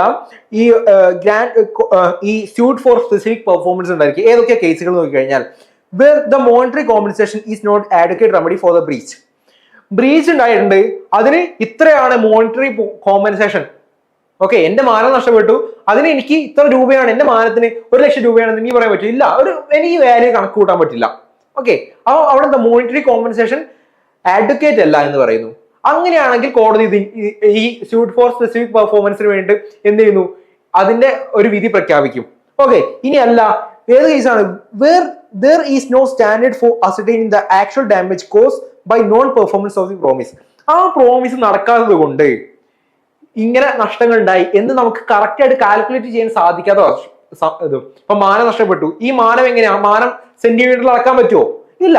അങ്ങനത്തെ കേസിലും കോടതി എന്ത് ചെയ്യുന്നു, ഈ ഇത്തരത്തിലുള്ള suit for specific performance issue ചെയ്യും. ഇനി when it is probable that the monetary consideration or non-performance of the act cannot be obtained. അപ്പം പറയുന്നത് ഇദ്ദേഹത്തിന്റെ കയ്യിൽ നിന്ന് മോണിറ്ററി കോമ്പൻസേഷൻ ഇഷ്യൂ ചെയ്തു, പക്ഷെ കോടതി വിശ്വസിക്കുന്നതാ അദ്ദേഹത്തിന്റെ കയ്യിൽ നിന്ന് ആ മോണിറ്ററി കോമ്പൻസേഷൻ ലഭിക്കില്ല എന്നൊരു വിശ്വാസത്തിൽ അങ്ങനെ ഒരു കേസ് ഉണ്ടെങ്കിൽ അപ്പോഴും എന്ത് ചെയ്യുന്നു, കോടതി സ്യൂട്ട് ഫോർ സ്പെസിഫിക് പെർഫോമൻസ് ചെയ്യുന്നു. ഓക്കെ, അത്തരം കാര്യങ്ങൾ ഓർത്ത് വെക്കുക. ഇനി സ്യൂട്ട് ഫോർ ഇഞ്ചക്ഷൻ ഒക്കെ നമുക്കറിയാം അല്ലെ, എന്താണ് അത്? നമ്മൾ സിനിമയൊക്കെ ഒരുപാട് കാണുക, നമ്മൾ അതിലൊക്കെ അറിയാം അല്ലെ. എന്താണ് അത്? ഒരു ആക്ട് നിർത്താൻ വേണ്ടി പറയുന്നതാണ് സ്യൂട്ട് ഫോർ ഇഞ്ചക്ഷൻ എന്ന് പറയുന്നത്. Injection is A order of court restraining a person from doing a particular task. ഒരു പെർട്ടിക്കുലർ ടാസ്ക് ചെയ്യരുത് എന്ന് അനുശാസിക്കുന്നതാണ് എന്ത്, ഇഞ്ചക്ഷൻ എന്ന് പറയുന്നത്. To prevent such party from doing that act in order of the injection may be claimed by the aggrieved party. Affect ചെയ്ത party, അതായത് ഒരു എന്താണ് കരിങ്കൽ കോറി അപ്പൊ അയൽവാസികളുമായിട്ടൊരു കോൺട്രാക്റ്റിൽ ഏർപ്പെട്ടു. ഇവരെ പെർമിഷൻ ഉള്ള, അയൽവാസികളുടെ പെർമിഷൻ ഉള്ള. അപ്പൊ അയൽവാസി എന്ത് ചെയ്യുന്നു, ഇത്ര അടി മാത്രമേ കുഴിക്കാൻ, ഇത്ര ടൺ സാധനം മാത്രമേ ഇത് എടുക്കാൻ പറ്റുള്ളൂ, അങ്ങനെയാണെങ്കിൽ ഞങ്ങൾ എഗ്രിമെന്റ് സൈൻ ചെയ്യാന്ന് പറയുന്നു. അങ്ങനെ എഗ്രിമെന്റ് സൈൻ ചെയ്യുന്നു. പണി തുടങ്ങിയ സമയത്ത് ഇത് ഇങ്ങനെ കുഴിച്ച് പറഞ്ഞാൽ കൂടുതൽ എടുക്കുകയാണ്. അപ്പം ഈ അഗ്രീഡ് പാർട്ടി പറയാൻ ശ്രമിക്കും, കോൺട്രാക്ട് ഉണ്ടല്ലോ, നമുക്ക് തമ്മിൽ ഒരു കോൺട്രാക്ട് ഇത്രേ പാടുള്ളൂ, എന്നാലും ഞങ്ങൾ സമ്മതിക്കുള്ളൂ എന്ന് പറഞ്ഞല്ലോ, ഇത് നിങ്ങൾ ഇവിടെ വെച്ച് നിർത്തണമെന്ന് പറയുന്നു. അതേപോലെ നീ പോയി പണി നോക്കണം എന്ന് പറയുന്നു. നമ്മൾ ഇത് ചെയ്യുന്നു, നമ്മളാണ് അയൽവാസി, നമ്മൾ കോടതിയിൽ പോയി കേസ് കൊടുക്കുന്നു. കോടതി സ്യൂട്ട് ഫോർ ഇഞ്ചക്ഷൻ, ഈ ആക്ട് ഇവിടെ നിർത്തിക്കോ എന്ന് പറഞ്ഞ് ഒരു ഇഞ്ചക്ഷൻ കൊടുക്കുന്നു. ഓക്കെ, അതാണ് എന്ത്, suit for injunction. Injunction is preventive relief and generally issued in case where compensation in term of money is not adequate relief. അവിടെ കോമ്പൻസേഷൻ, ഇപ്പൊ നമ്മളെ വീട് ഇതിന്റെ തറ്റത്താ, ഇത് കോമ്പൻസേഷൻ തരാന്ന് പറഞ്ഞാൽ പിന്നെ തുറന്ന് താഴത്തേക്ക് പോയി കഴിഞ്ഞാൽ നമ്മുടെ സേഫ്റ്റിയാണ് പോകുന്നത് അല്ലെ. അപ്പൊ അവിടെ മോണിറ്ററി കോമ്പൻസേഷൻ ആഡിക്കേറ്റ് അല്ല. അത്തരത്തിലുള്ള കേസുകളാണ് സ്യൂട്ട് ഫോർ ഇഞ്ചക്ഷൻ എന്ന് പറയുന്ന കേസുകൾ. Then suit upon quantum merit. Quantum merit എന്ന് പറയുന്നത് as much you earn. Okay, നമ്മൾ രണ്ടുപേരും ഒരു കോൺട്രാക്റ്റിൽ ഏർപ്പെട്ടു. എന്താണ്, ഒരു മതിലുണ്ടാക്കാം എന്ന് പറഞ്ഞൊരു കോൺട്രാക്റ്റിൽ ഏർപ്പെട്ടു. ഓക്കെ, ഒരു മതിലുണ്ടാക്കാം എന്നതാണ് നമ്മുടെ കോൺട്രാക്ട്. ഓക്കെ, മതിലുണ്ടാക്കാം എന്നുള്ള കോൺട്രാക്ട്. പക്ഷെ ഇതൊരു ഇല്ലീഗലാണ്. ഓക്കെ, ഇതൊരു ഇല്ലീഗലാണ്. എന്താണ്, ഇതൊരു ഇല്ലീഗൽ ആക്ടിവിറ്റി ആണെന്ന് ജസ്റ്റ് അസ്യൂം ചെയ്യുക. ഇതൊരു ഇല്ലീഗൽ ആക്ടിവിറ്റി ആണെന്നല്ല കേട്ടോ, ഇതൊരു ഇല്ലീഗൽ ആക്ടിവിറ്റി ആണ്, അല്ലെങ്കിൽ ഇതൊരു വോയിഡബിൾ കോൺട്രാക്ട് ആണ്. ഓക്കെ, ഇതൊരു വോയിഡബിൾ കോൺട്രാക്ട് ആണെങ്കിൽ ഓക്കെ, അപ്പം ഞാൻ പകുതി വെച്ചിട്ട് പറയണേ, എന്ത്, പരിപാടി നിർത്തിക്കോ. ഓക്കെ, ഈ പരിപാടി ഇവിടെ നിർത്തിക്കുക, അല്ലെങ്കിൽ ഈ കോൺട്രാക്ട് വോയിഡബിൾ ആയി, ഈ പരിപാടി ഇത്ര മതി, ഇത്ര ചെയ്താൽ മതി എന്ന് പറയുന്നു. ഓക്കെ, അപ്പം ഇവിടെ ഒരാൾ ഇത്രയും വർക്ക് ചെയ്തല്ലോ, അദ്ദേഹത്തിന് ഈ വർക്ക് ചെയ്തതിന് സാലറി ഒന്നും കിട്ടിയിട്ടില്ല. എന്നാൽ ക്വാണ്ടം മെറിറ്റ് കാരണം ആസ് മച്ച് യു ഏൺ അല്ലെങ്കിൽ ആസ് മച്ച് യു വർക്ക്, അതിന്റെ അടിസ്ഥാനത്തിൽ പ്രൊപ്പോർഷണൽ വർക്കിന്റെ അടിസ്ഥാനത്തിൽ ആ എമൗണ്ട് കൊടുക്കണം എന്ന് പറയാണ്. ഓക്കെ, അതിനാണിത് ക്വാണ്ടം മെറിറ്റ് എന്ന് പറയാം. സംഭവം ക്ലിയർ ആയോ? The quantum merit literally means as much you earn or proportion to work done. Work ചെയ്തതിന്റെ proportion. Okay. There is when a person had done some work under the contract and the other party repudiate the contract. അത് cancel ചെയ്യപ്പെട്ടു അല്ലെങ്കിൽ നിരസിച്ചു, ആ contract നിരസിച്ചു. Or some event has happened and which make the further performance of the contract impossible. അതിന്റെ ബാക്കിയുള്ള contract impossible ആയി. അങ്ങനെയാണെങ്കിൽ the party who has performed the work can claim the remuneration for the work had already done. അതുവരെ ചെയ്തിട്ടുള്ള വർക്കിന് remuneration കിട്ടാൻ അദ്ദേഹത്തിന് അധികാരമുണ്ട്. ഒരു റെലവന്റ് ആയിട്ടുള്ള എക്സാമ്പിൾ പറഞ്ഞുതരാം. ഓക്കെ, നമുക്ക് ഈ സാധനങ്ങളൊക്കെ നമുക്ക് എക്സാമ്പിളിലൂടെ പഠിക്കുന്നത് ഒന്നുകൂടി രസമായിരിക്കാം. എനിക്ക് എന്ത് വേണം, എന്റെ വീട് ഒരു കുന്നിന്റെ മേലെയാ, നല്ല പാറൊക്കെ ഉള്ള ഒരു മൊട്ടക്കുന്നിന്റെ മേലെ എന്ന് വിചാരിക്കാം. ഒരിക്കലും മൊട്ടക്കുന്നിൽ കേട്ടോ, നല്ല രസകരമായിട്ടുള്ള കുന്നുകളല്ല നാട്ടിലുള്ളത്. എന്നാലും വിചാരിക്കാം, എന്റെ വീട് ഇരിക്കുന്ന സ്ഥലത്ത് ഭയങ്കര പാറയാണ്, കിലോമീറ്ററോളം താഴ്ചയിൽ പാറയാ. അപ്പൊ എന്താണ്, ഞാൻ പറയുന്നു, ഞാൻ ഒരാളായിട്ട് കോൺട്രാക്റ്റിൽ ഏർപ്പെട്ടു. ഓക്കെ, അപ്പൊ ഞാനിത് എ ആണ്, ഞാൻ ബി നിങ്ങള്. ഓക്കെ, ബി നിങ്ങള് നമ്മൾ തമ്മിലൊരു കോൺട്രാക്റ്റിൽ ഏർപ്പെട്ട് എന്താണ്, എന്റെ മുറ്റത്തൊരു കിണർ കുഴിക്കണം. വെള്ളം കണ്ടു കഴിഞ്ഞാൽ ഇത്ര ലക്ഷം രൂപ, 3 ലക്ഷം രൂപ ഞാൻ തരാമെന്ന് പറയുന്നു. വെള്ളം കണ്ടു കഴിഞ്ഞാൽ 3 ലക്ഷം രൂപ തരാമെന്ന് പറയും. നിങ്ങൾ ഇങ്ങനെ കുഴിച്ച് ഇവിടെ പകുതി എത്തിയപ്പോ വലിയൊരു പാറ കഷ്ണം, വലിയൊരു പാറ, ഓക്കെ, വലിയൊരു പാറ, നിങ്ങൾ എന്ത് ചെയ്തു? ആ പാറ പൊട്ടിക്കാനോ അതിന്റെ അടിയിലേക്ക് പോകാനോ നിങ്ങൾ തുറക്കുന്നതിനനുസരിച്ച് പാറ തന്നെയാണ്. നിങ്ങൾ പരിപാടി വിളിച്ച് നിർത്തും. ഓക്കെ, പരിപാടി വിളിച്ച് നിർത്തും. അപ്പൊ നമ്മൾ കോൺട്രാക്ട് പകരം വെള്ളം കണ്ടാൽ മാത്രമേ 3 ലക്ഷം തരുള്ളൂ. അല്ലെങ്കിൽ ഞാൻ 3 ലക്ഷം തരേണ്ട ആവശ്യമുണ്ടോ കോൺട്രാക്ട് പകരം? ഇല്ല. പക്ഷേ ഈ പേഴ്സൺ, ഈ ബി എന്ന് പറഞ്ഞ വ്യക്തിക്ക് എന്ത് ചെയ്യാം? ഇങ്ങനൊരു കേസ് ഉണ്ടായി കഴിഞ്ഞാല് അദ്ദേഹം ഇത്രയും വർക്ക് ചെയ്തല്ലോ, അത്രയും വർക്കിനുള്ള റെമ്യൂണറേഷൻ വാങ്ങാം. അതാണ് quantum merit, based on quantum merit എന്ന് പറയുന്നത്. ഓക്കെ അല്ലേ? അതാണ് ക്വാണ്ടം മെറിറ്റിന്റെ ഒരു കേസ്. സോ ഇത്രയും കാര്യങ്ങള്. Okay, claim for quantum merit arising in the following case. ഈ ക്വാണ്ടം മെറിറ്റ് താഴെ തന്നുള്ള കേസുകളിലായിരിക്കും ഉണ്ടായിരിക്കുക എന്ന് പറയുന്നത്. When contract found to be void, contract void ആണെന്ന് തെളിയിച്ചു കഴിഞ്ഞാൽ when the contract discovered unfavourable for some technical reason any person who received any advantage such contract is bound to restore it. അതായത് ഇതിൽ നിന്ന് രണ്ട് പേർക്ക് ആർക്കെങ്കിലും ഒരാൾക്ക് ബെനിഫിറ്റ് കിട്ടിയിട്ടുണ്ടെങ്കിൽ ആ അഗ്രീഡ് പാർട്ടിക്ക് അല്ലെങ്കിൽ ആ ലോ സംഭവിച്ച വ്യക്തിക്ക് എന്ത് ചെയ്യാം? അത് എന്ത് ചെയ്ത് കൊടുക്കുക? അതിന്റെ നഷ്ടം നികത്തി കൊടുക്കുക. ഓക്കെ, ആ കോൺട്രാക്ട് വോയിഡ് ആണ് തെളിയിച്ചു കഴിഞ്ഞാൽ, മനസ്സിലായി കഴിഞ്ഞാൽ, ഓക്കെ, ഇപ്പൊ കിണർ കുത്തി ആ കല്ല് കണ്ടു കഴിഞ്ഞാൽ എന്താണ് പിന്നെ വെള്ളം കാണാൻ ബുദ്ധിമുട്ടാ. അപ്പം അവിടെ വോയിഡായി, കോൺട്രാക്ട് വോയിഡായി. അപ്പൊ ആ ചെയ്ത വ്യക്തിക്ക് എത്രയാണ് അദ്ദേഹത്തിന്റെ ആ റെമ്യൂണറേഷൻ കൊടുക്കുക എന്നുള്ളത്. ദെൻ കോൺട്രാക്ട് ഡിവിസിബിൾ ആണ്. എന്താണ്? ഇത്ര ആഴത്തിൽ മണ്ണെടുത്തു കഴിഞ്ഞാൽ ഇത്ര രൂപ, ഒരു കോല് താഴ്ത്താൻ ഇത്ര രൂപ, അങ്ങനെ ഡിവിസിബിൾ ആണെങ്കിൽ ആ അദ്ദേഹം എത്ര വർക്ക് ചെയ്തോ അത്രയും അളവിൽ കൊടുക്കുക. Then when one party abandoned or refused to perform the contract, okay, ഒരു വ്യക്തി എന്താണ്? ഇപ്പൊ ഞാനും നിങ്ങളും തമ്മിൽ കോൺട്രാക്ട് ആണ്.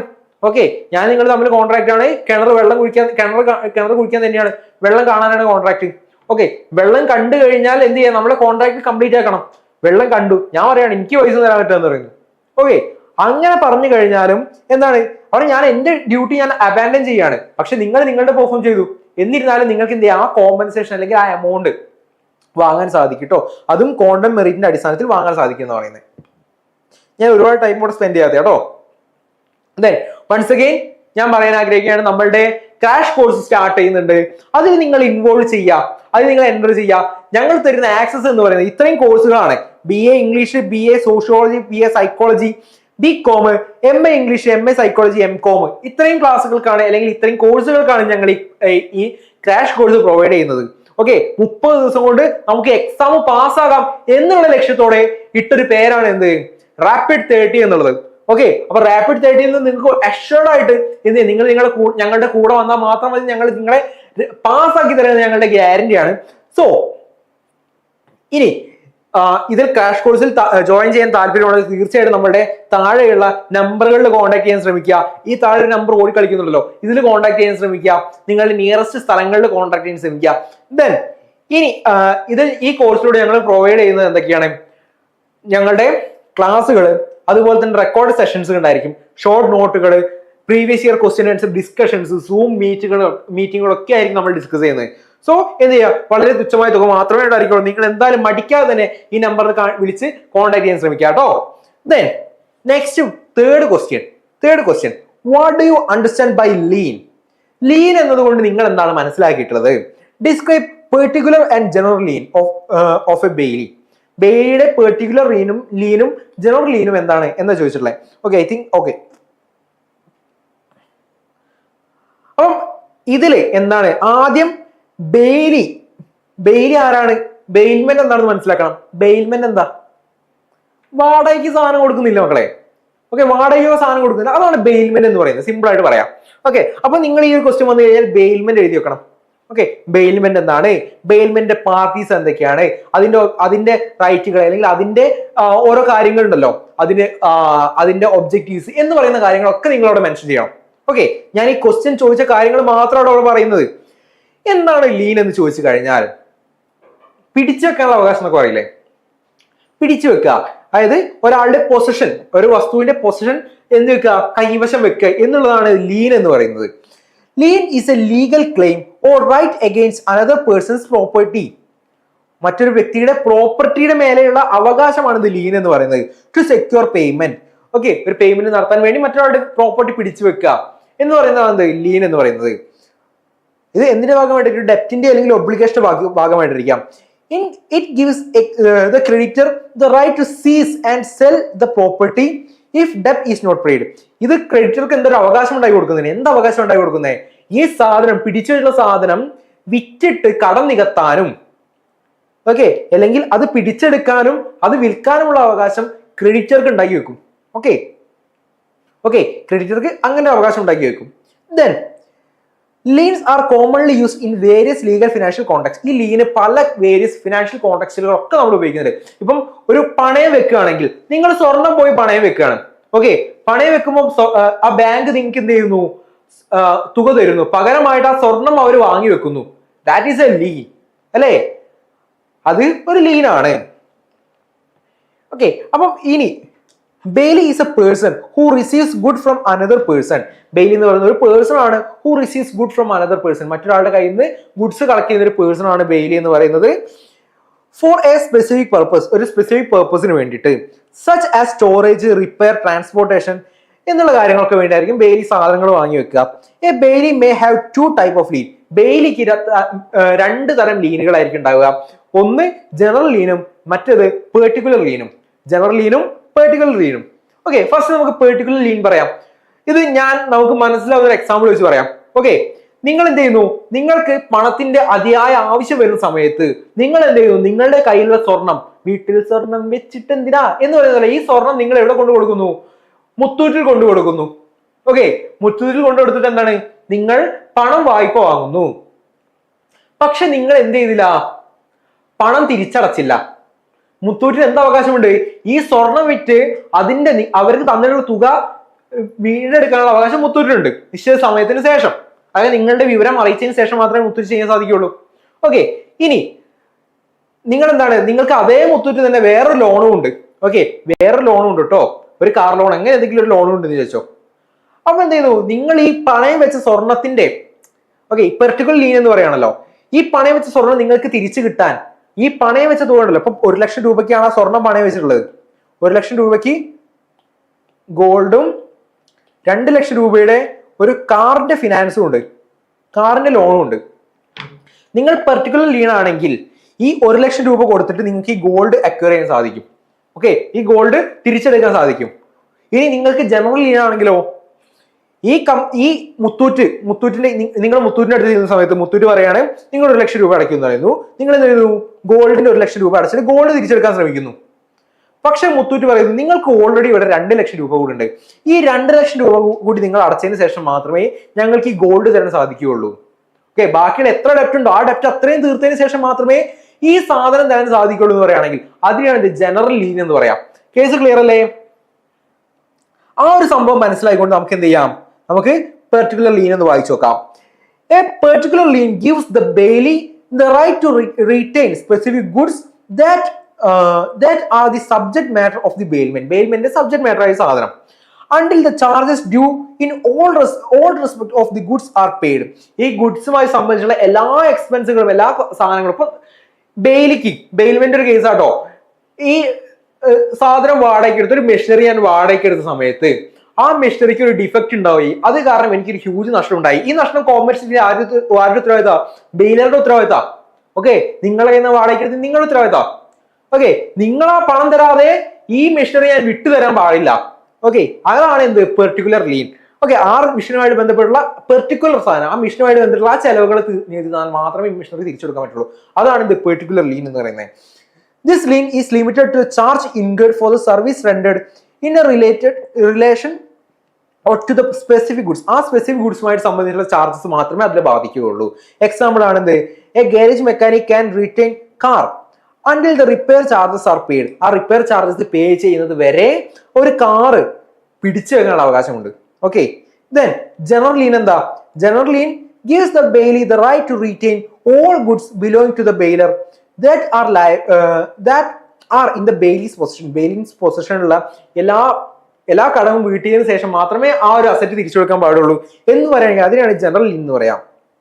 Okay this lien is broader and cover all outstanding debt owned by the bailey to the bailier to the bailey. ഈ expense എന്ന് പറയുന്നത് ബെയിലേക്ക് കൊടുക്കാനുള്ള സകല എക്സ്പെൻസുകളെയും എന്ത് ചെയ്യുന്നുണ്ട്, അല്ലെങ്കിൽ സകല കടങ്ങളും നികത്തിയതിനു ശേഷം അല്ല എല്ലാത്തിനെയും കവർ ചെയ്യുന്ന ഒന്നാണെന്ന് പറയുന്നത്. ഓക്കെ, എല്ലാത്തിനെയും കവർ ചെയ്യുന്ന ഒന്നാണ് എന്നാ പറയുന്നത്.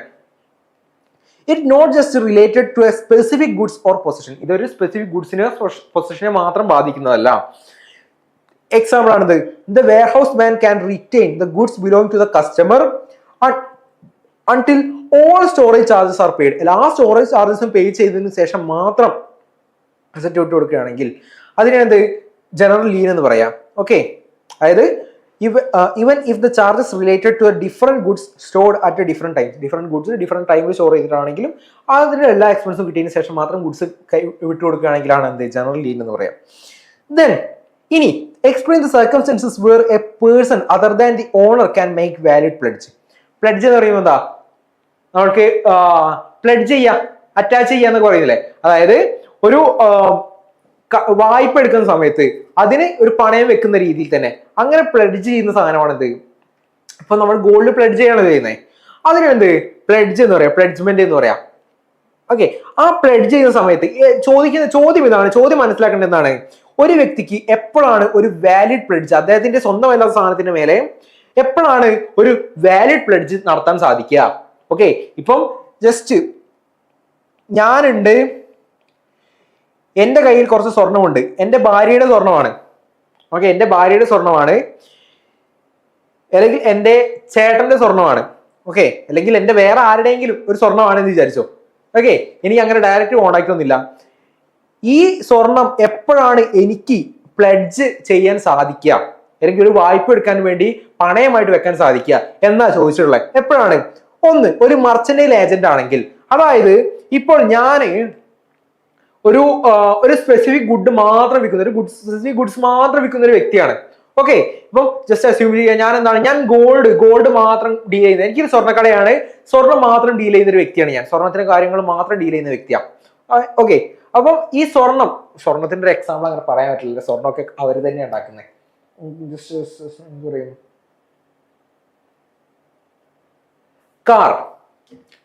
ഒരു കാർ പറയാം. ഓക്കെ, ഇപ്പം ഞാനൊരു കാർ കമ്പനി നടത്തുകയാണ് ഞാൻ. ഓക്കെ, അപ്പം ഈ കാർ കമ്പനി നടത്തുന്ന എനിക്ക് എപ്പോഴാണ് കാറ് പ്ലെഡ്ജ് വെച്ച് കാറ് വെച്ചിട്ട് പണം വായ്പയായിട്ട് വാങ്ങാൻ പറ്റുമെന്ന് ചോദിച്ചത്. ഓക്കെ, കാർ എങ്ങനെ വെച്ചിട്ടാ, കാർ എന്റേതാണോ, എനിക്ക് വിൽക്കാൻ, ഞാൻ ഏജന്റാ, എനിക്ക് ആ കാറ് വിൽക്കാനുള്ള അവകാശമേ ഉള്ളൂ. ഓക്കെ, പക്ഷേ എനിക്ക് ആ കാറ് വെച്ചിട്ട് പണം വായ്പയായിട്ട് വാങ്ങാൻ പറ്റും. കാരണം എന്താ, ഞാനൊരു മെർച്ചന്റൈൽ ഏജന്റാ. ഈ കാറ് മാത്രമേ, ഇപ്പൊ ഹ്യുണ്ടായി കമ്പനി ആണെങ്കിൽ ഈ ഹ്യുണ്ടായി കമ്പനിയുടെ കാറ് മാത്രം വിൽക്കുന്ന വ്യക്തിയാണ് ഞാൻ. ഓക്കെ, അതുകൊണ്ട് എന്താണ്, എനിക്ക് എന്തുണ്ട്, possession of the goods with the consent of the owner. ആ ഓണറിന്റെ അനുവാദത്തോടെ ആ ഗുഡ്സ് കൈവശം വെക്കാനുള്ള അവകാശം എനിക്കുണ്ട്. എന്റെ യാർഡിൽ കുറെ വണ്ടി ഉണ്ട്. ഓക്കെ, ഹ്യുണ്ടായി എനിക്കൊരു യാർഡാണ്, ഈ യാർഡിൽ കുറെ വണ്ടി ഉണ്ട്, ഇത് കൈവശം വെക്കാനുള്ള അവകാശം എനിക്കുണ്ട്, ഓണർ തന്ന അവകാശമാണ്. അങ്ങനെയാണെങ്കിൽ എനിക്ക് എന്ത് ചെയ്യാം, ആ ഗുഡ്സ് വെച്ചിട്ട് പ്ലെഡ്ജ് ചെയ്തുകൊണ്ട് എനിക്ക് വായ്പ എടുക്കാൻ സാധിക്കും. അതൊരു case. Then person in position under voidable contract. Voidable കോൺട്രാക്ടിന്റെ പ്രത്യേകത എന്താ, അത് രണ്ട് പാർട്ടീസ് ഉണ്ടായിരിക്കും, ഞാനും നിങ്ങളുണ്ടായിരിക്കും. ഒരാളുടെ തീരുമാനത്തിന്റെ അടിസ്ഥാനത്തിലായിരിക്കും ഈ വോയിഡബിൾ കോൺട്രാക്ട് ആയിട്ട് മാറുക. ഈ കോൺട്രാക്ട്, അതായത് ഒരു കോൺട്രാക്ട് വോയിഡ് ആക്കണോ അല്ലെങ്കിൽ വാലിഡ് ആക്കണോ എന്നുള്ളത് ഒരു ആളുടെ തീരുമാനത്തിന്റെ അടിസ്ഥാനത്തിലായിരിക്കും. ഓക്കെ, ഇപ്പൊ നിങ്ങളെ ഞാൻ തെറ്റിദ്ധരിപ്പിച്ചുകൊണ്ട് ഞാൻ ഒരു കോൺട്രാക്റ്റിൽ ഏർപ്പെട്ടു, അതൊരു വോയിഡബിൾ കോൺട്രാക്റ്റാ. അത് ശരിയല്ല എന്ന് നിങ്ങൾ പറയുകയാണെങ്കിൽ അത് വോയിഡായി. ഓക്കെ, അത് സാരില്ല, അത് നമുക്ക് ശരിയാക്കാം എന്ന് പറയുകയാണെങ്കിൽ അത് വാലിഡായി, നിങ്ങളുടെ തീരുമാനത്തിന്റെ അടിസ്ഥാനത്തിലാണ്. അത്തരം കോൺട്രാക്റ്റുകളുണ്ട് voidable contract. They have both chances of voiding to become a void or valid void ആവാൻ സാധ്യതയുള്ള. ഓക്കെ, അങ്ങനെ ഒരു കേസ് ആണെങ്കിൽ, വോയിഡബിൾ കോൺട്രാക്ടിന്റെ കേസിലാണെങ്കിൽ, if the person obtain the position of goods through the contract that later deem to voidable. എന്താണ്, ഒരു കോൺട്രാക്ട് നമ്മളൊരു കോൺട്രാക്റ്റിൽ ഏർപ്പെട്ടിട്ടുണ്ട്, അത് വോയിഡബിൾ ആവാൻ സാധ്യതയുണ്ട്, എന്നാലും they can still pledge the goods. എന്നാലും എനിക്ക് ആ ഗുഡ്സ് എന്ത് ചെയ്യാൻ, പ്ലെഡ്ജ് ചെയ്യാൻ പറ്റും. ഓക്കെ, എങ്ങനെ മാത്രം, ഒരു ബോണഫൈഡ് പൗനി, അതായത് ഈ പണം വായ്പക്കുന്ന അയാൾക്ക് ബാങ്ക് ഒക്കെ ഉണ്ടല്ലോ, അവർക്ക് ഇത് അറിയാതെ, അല്ലെങ്കിൽ ഈ ഒരു കോൺട്രാക്ടിന്റെ ആ ഒരു എത്രത്തോളം അത് വാലിഡ് ആയി നിൽക്കുന്നുണ്ടോ, അത് വോയിഡ് ആവാത്തോടത്തോളം കാലം അത് വാലിഡ് ആണ്. എത്രത്തോളം അത് വാലിഡ് ആയി നിൽക്കണോ അത്രയും പീരീഡ് എനിക്ക് എന്ത് ചെയ്യാം, അത് പണയമായിട്ട് വെക്കാനുള്ള അവകാശമുണ്ട്. ഓക്കെ, അത് ക്ലിയർ അല്ലേ? ദെൻ നെക്സ്റ്റ് ആണ് person with limited interest. Person with limited interest, അതായത് a person with limited interest in good such as pledgee or lessee can pledge those goods to a third party if pony act in good faith and unaware of the limited interest. Okay, ഇപ്പൊ എന്താണ്, എനിക്ക് നിങ്ങൾ എന്ത് ചെയ്യുന്നു, ഒരു missionary എന്റെ കയ്യിൽ തന്നു. ഓക്കെ, വാടകയ്ക്ക് തന്നതാണ്, എന്റെ കയ്യിൽ ഒരു മിഷനറി തന്നു. ഓക്കെ, എനിക്ക് ഈ മിഷനറിയുടെ മേലെ ലിമിറ്റഡ് ഇൻട്രസ്റ്റേ ഉള്ളൂ. ഞാനിത് എന്ത് ചെയ്യുന്നു, ഈ മിഷനറി ഞാൻ കൊണ്ടുപോയിട്ട് ഒരു ബാങ്കിൽ പ്ലെഡ്ജ് ചെയ്യുന്നു. ഓക്കെ, ഒരു ബാങ്കിൽ പ്ലെഡ്ജ് ചെയ്യുന്നു. ഓക്കെ, ഗുഡ് ഫെയ്ത്തിന്റെ ഭാഗമായിട്ടാണ് നിങ്ങൾ പ്ലെഡ്ജ് ചെയ്തിട്ടുള്ളത്. ഓക്കെ, പക്ഷേ നിങ്ങൾക്ക് ഇതിനെക്കുറിച്ച് കാര്യമായിട്ട് അറിയാം, ഇത് വാടകയ്ക്ക് കിട്ടിയാണെന്ന് നിങ്ങൾക്ക് അറിയില്ല, നിങ്ങൾ അത് സാധനം വാങ്ങിച്ചു വെച്ചു. ഓക്കെ, എന്നിരുന്നാലും ആ ഒരു സർട്ടൻ പീരീഡ് ഉണ്ടല്ലോ, അപ്പം ഞാൻ ഈ സാധനം വാടകയ്ക്ക് എടുത്ത് 5 കൊല്ലത്തേക്കും, ആ 5 കൊല്ലത്തിനുള്ളിൽ തന്നെ എനിക്ക് ആ സാധനം തിരിച്ചെടുത്ത് കൊടുക്കണം. അതുവരെ ഇതെന്താണ്, വാലിഡ് ആണ്, പ്ലെഡ്ജ് ചെയ്യാൻ സാധിക്കും എന്നാ പറയുന്നത്. ദെൻ കോ ഓണർ. കോ ഓണർ എന്ന് പറയുമ്പോൾ എന്താ, ഇപ്പം സഹപങ്കാളി എന്ന് പറയുന്നില്ലേ, അത്തരം case. A co-owner in a possession of a good with the consent of other owner can pledge those goods. അതായത് ഇപ്പം എന്താണ്, എന്റെ കയ്യിൽ ഒരു മെഷീനറി ഉണ്ട്. ഓക്കെ, ഒരു മെഷീനറി ഉണ്ട്, മെഷീൻ ആട്ടോ. ഈ മെഷീൻ ഇത് ഞങ്ങൾ 6 പേര് ABCDEF ഈ 6 പേര് ഒരുമിച്ച് വാങ്ങിച്ചതാ. എനിക്ക് പെട്ടെന്ന് ആവശ്യം വരുന്ന സമയത്ത് ഇവരോടൊക്കെ കൺസെന്റ് വാങ്ങിയതിന് ശേഷം എന്താ, എനിക്ക് ഈ ഗുഡ്സ് എന്ത് ചെയ്യാം, പ്ലെഡ്ജ് ചെയ്യാൻ സാധിക്കും. ഓക്കെ, കൺസെന്റ് വാങ്ങിയതിനു ശേഷം അവിടെ ഇപ്പോൾ ഞാൻ കോ ഓണർ മാത്രമാണ്, ഞാൻ 6 പേരിൽ ഒരാൾ മാത്രമാണ്, എന്നാലും എനിക്ക് എന്ത് ചെയ്യാൻ സാധിക്കും, അത് പ്ലെഡ്ജ് ചെയ്യാൻ സാധിക്കും. സോ ഇത്രയും കേസുകൾ നിങ്ങൾ ഓർത്ത് വെക്കുക കേട്ടോ. ദെൻ ഫോർത്ത് വൺ നമുക്ക് ഡിസ്കസ് ചെയ്യണം. എന്താണ് fourth one? What is doctrine of caveat emptor? എന്താണ് കാവിയറ്റ് എംപ്റ്റർ? ഇതൊരു ലാറ്റിൻ വേർഡ് തോന്നാം കേട്ടോ. എന്താണ് caveat emptor? What are the exceptions of doctrine? ഈ ഡോക്ട്രൈനിന്റെ എക്സെപ്ഷൻസ് എന്തൊക്കെയാണ്? സോ കാവിയറ്റ് എംപ്റ്റർ എന്ന് പറയുമ്പോൾ എന്താ, let the buyer beware. Okay, വാങ്ങുന്ന ആൾ എന്ത് ചെയ്യാ, അതിനെ കുറിച്ച് ബോധവാനായിരിക്കണം എന്ന് പറയുന്നതാണ് ലെറ്റ് ദ ബയർ ബിവെയർ എന്ന് പറയുന്നതാണ് കോൺട്രാക്ട് ഓഫ് കാവിയറ്റ് എംപ്റ്റർ എന്ന് പറയുന്നത്. ഓക്കെ, അതാണ് കോൺട്രാക്ട് ഓഫ് കാവിയറ്റ് എംപ്റ്റർ. അതായത് doctrine of caveat emptor, it is an important doctrine in connection with the sales of goods. ഇത് ആരുമായിട്ട് ബന്ധപ്പെട്ടുള്ള സെയിൽസ് ഓഫ് ഗുഡ്സ് ഉണ്ടല്ലോ, നമ്മൾ ഡിസ്കസ് ചെയ്ത് ലാസ്റ്റ് പോർഷൻ എത്തിട്ടോ, സെയിൽസ് ഓഫ് ഗുഡ്സ് ആക്ട് ഉണ്ടല്ലോ, അതിൽ വരുന്നതാണ് ഡോക്ട്രിൻ ഓഫ് കാവിയറ്റ് എംപ്റ്റർ. എന്താണ് കാവിയറ്റ് എംപ്റ്ററിന്റെ അർത്ഥം? Let the buyer beware. വാങ്ങുന്ന ആൾ എന്ത് ചെയ്യാ, സൂക്ഷിക്കുക. ഓക്കെ, വാങ്ങുന്ന ആൾ സൂക്ഷിക്കുക, അല്ലെങ്കിൽ വാങ്ങുന്ന ആൾ ബോധവാനായിരിക്കുക. This principle states that at the time of buying goods, the buyer must take reasonable examination of the goods as to satisfy himself regarding the suitability of the goods for the purpose. Okay, നിങ്ങളിപ്പോ ഒരു സാധനം വാങ്ങാൻ പോവാണ്. Okay, നിങ്ങള് ഒരു electric ഒരു car വാങ്ങാൻ പോവാണ്. ഓക്കെ, നിങ്ങൾക്ക് ഡെയിലി 500 കിലോമീറ്റർ നിങ്ങൾ ഓടുന്നുണ്ട്, ഡെയിലി 500 കിലോമീറ്റർ ഓടുന്നുണ്ട്. ഓക്കെ, അപ്പം നിങ്ങൾ ഈ പർപ്പസ് നിങ്ങൾക്ക് അറിയാലോ. അപ്പൊ നിങ്ങൾ കാർ വാങ്ങാൻ പോകുന്ന സമയത്ത് നിങ്ങൾ ഇലക്ട്രിക് കാർ വാങ്ങി, പക്ഷെ റേഞ്ച് 500 ഒന്നും ഇല്ല, അങ്ങനത്തെ ഒരു കാർ വാങ്ങി. ഓക്കെ, കാർ വാങ്ങുന്നതോടെ നിങ്ങൾ എക്സിക്യൂട്ടീവ് എടുത്ത് പോയി, എക്സിക്യൂട്ടീവ് വളരെ നല്ല കാര്യങ്ങളൊക്കെ പറഞ്ഞിട്ട് അത് കേട്ട് നിങ്ങൾ കാർ വാങ്ങുന്നേ. പക്ഷെ നിങ്ങൾ ബോധവാനായിരിക്കണം, എന്താണ്, ഈ കാർ 500 കിലോമീറ്റർ ഓടില്ല എന്നും ഇത് വാങ്ങിക്കഴിഞ്ഞാൽ പകുതി വഴി ഞാൻ നിൽക്കുമെന്നും ബോധത്തോടെ ആയിരിക്കണം നിങ്ങൾ വാങ്ങിക്കേണ്ടത്.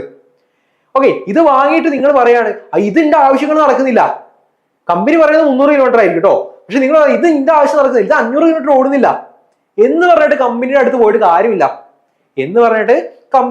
കാര്യമില്ല. ഓക്കെ, അതാണ് എന്ത് ഡോക്ട്രിൻ ഓഫ് കാവിയറ്റ് എംപ്റ്റർ എന്ന് പറയുന്നത്. ഓക്കെ, ഇത്രയും പറഞ്ഞതിൽ എന്തെങ്കിലും ക്ലിയർ ആക്കേണ്ടതുണ്ടോ? ഇത്രയും പറഞ്ഞതിൽ എന്തെങ്കിലും ക്ലാരിറ്റി വരുത്തേണ്ടതുണ്ടോ? ഉണ്ടെങ്കിൽ ഒന്ന് ചാറ്റ് ചെയ്യാം കേട്ടോ, ഒന്ന് കമന്റ് ബോക്സിൽ ഒന്ന് ചാറ്റ് ചെയ്യാം കേട്ടോ. ഇനി ഇതിന് കുറച്ച് എക്സെപ്ഷൻസ് ഉണ്ട്. ആ എക്സെപ്ഷൻസ് എന്തൊക്കെയാന്ന് നോക്കണം. ഫസ്റ്റ് കൊണ്ടാണ് എന്ത്, ഫിറ്റ്നസ് ഫോർ ബയർ പർപ്പസ്. നമ്മൾ പറഞ്ഞല്ലോ, ഈ കാറ് തന്നെ, ഒരു മിനിറ്റ്,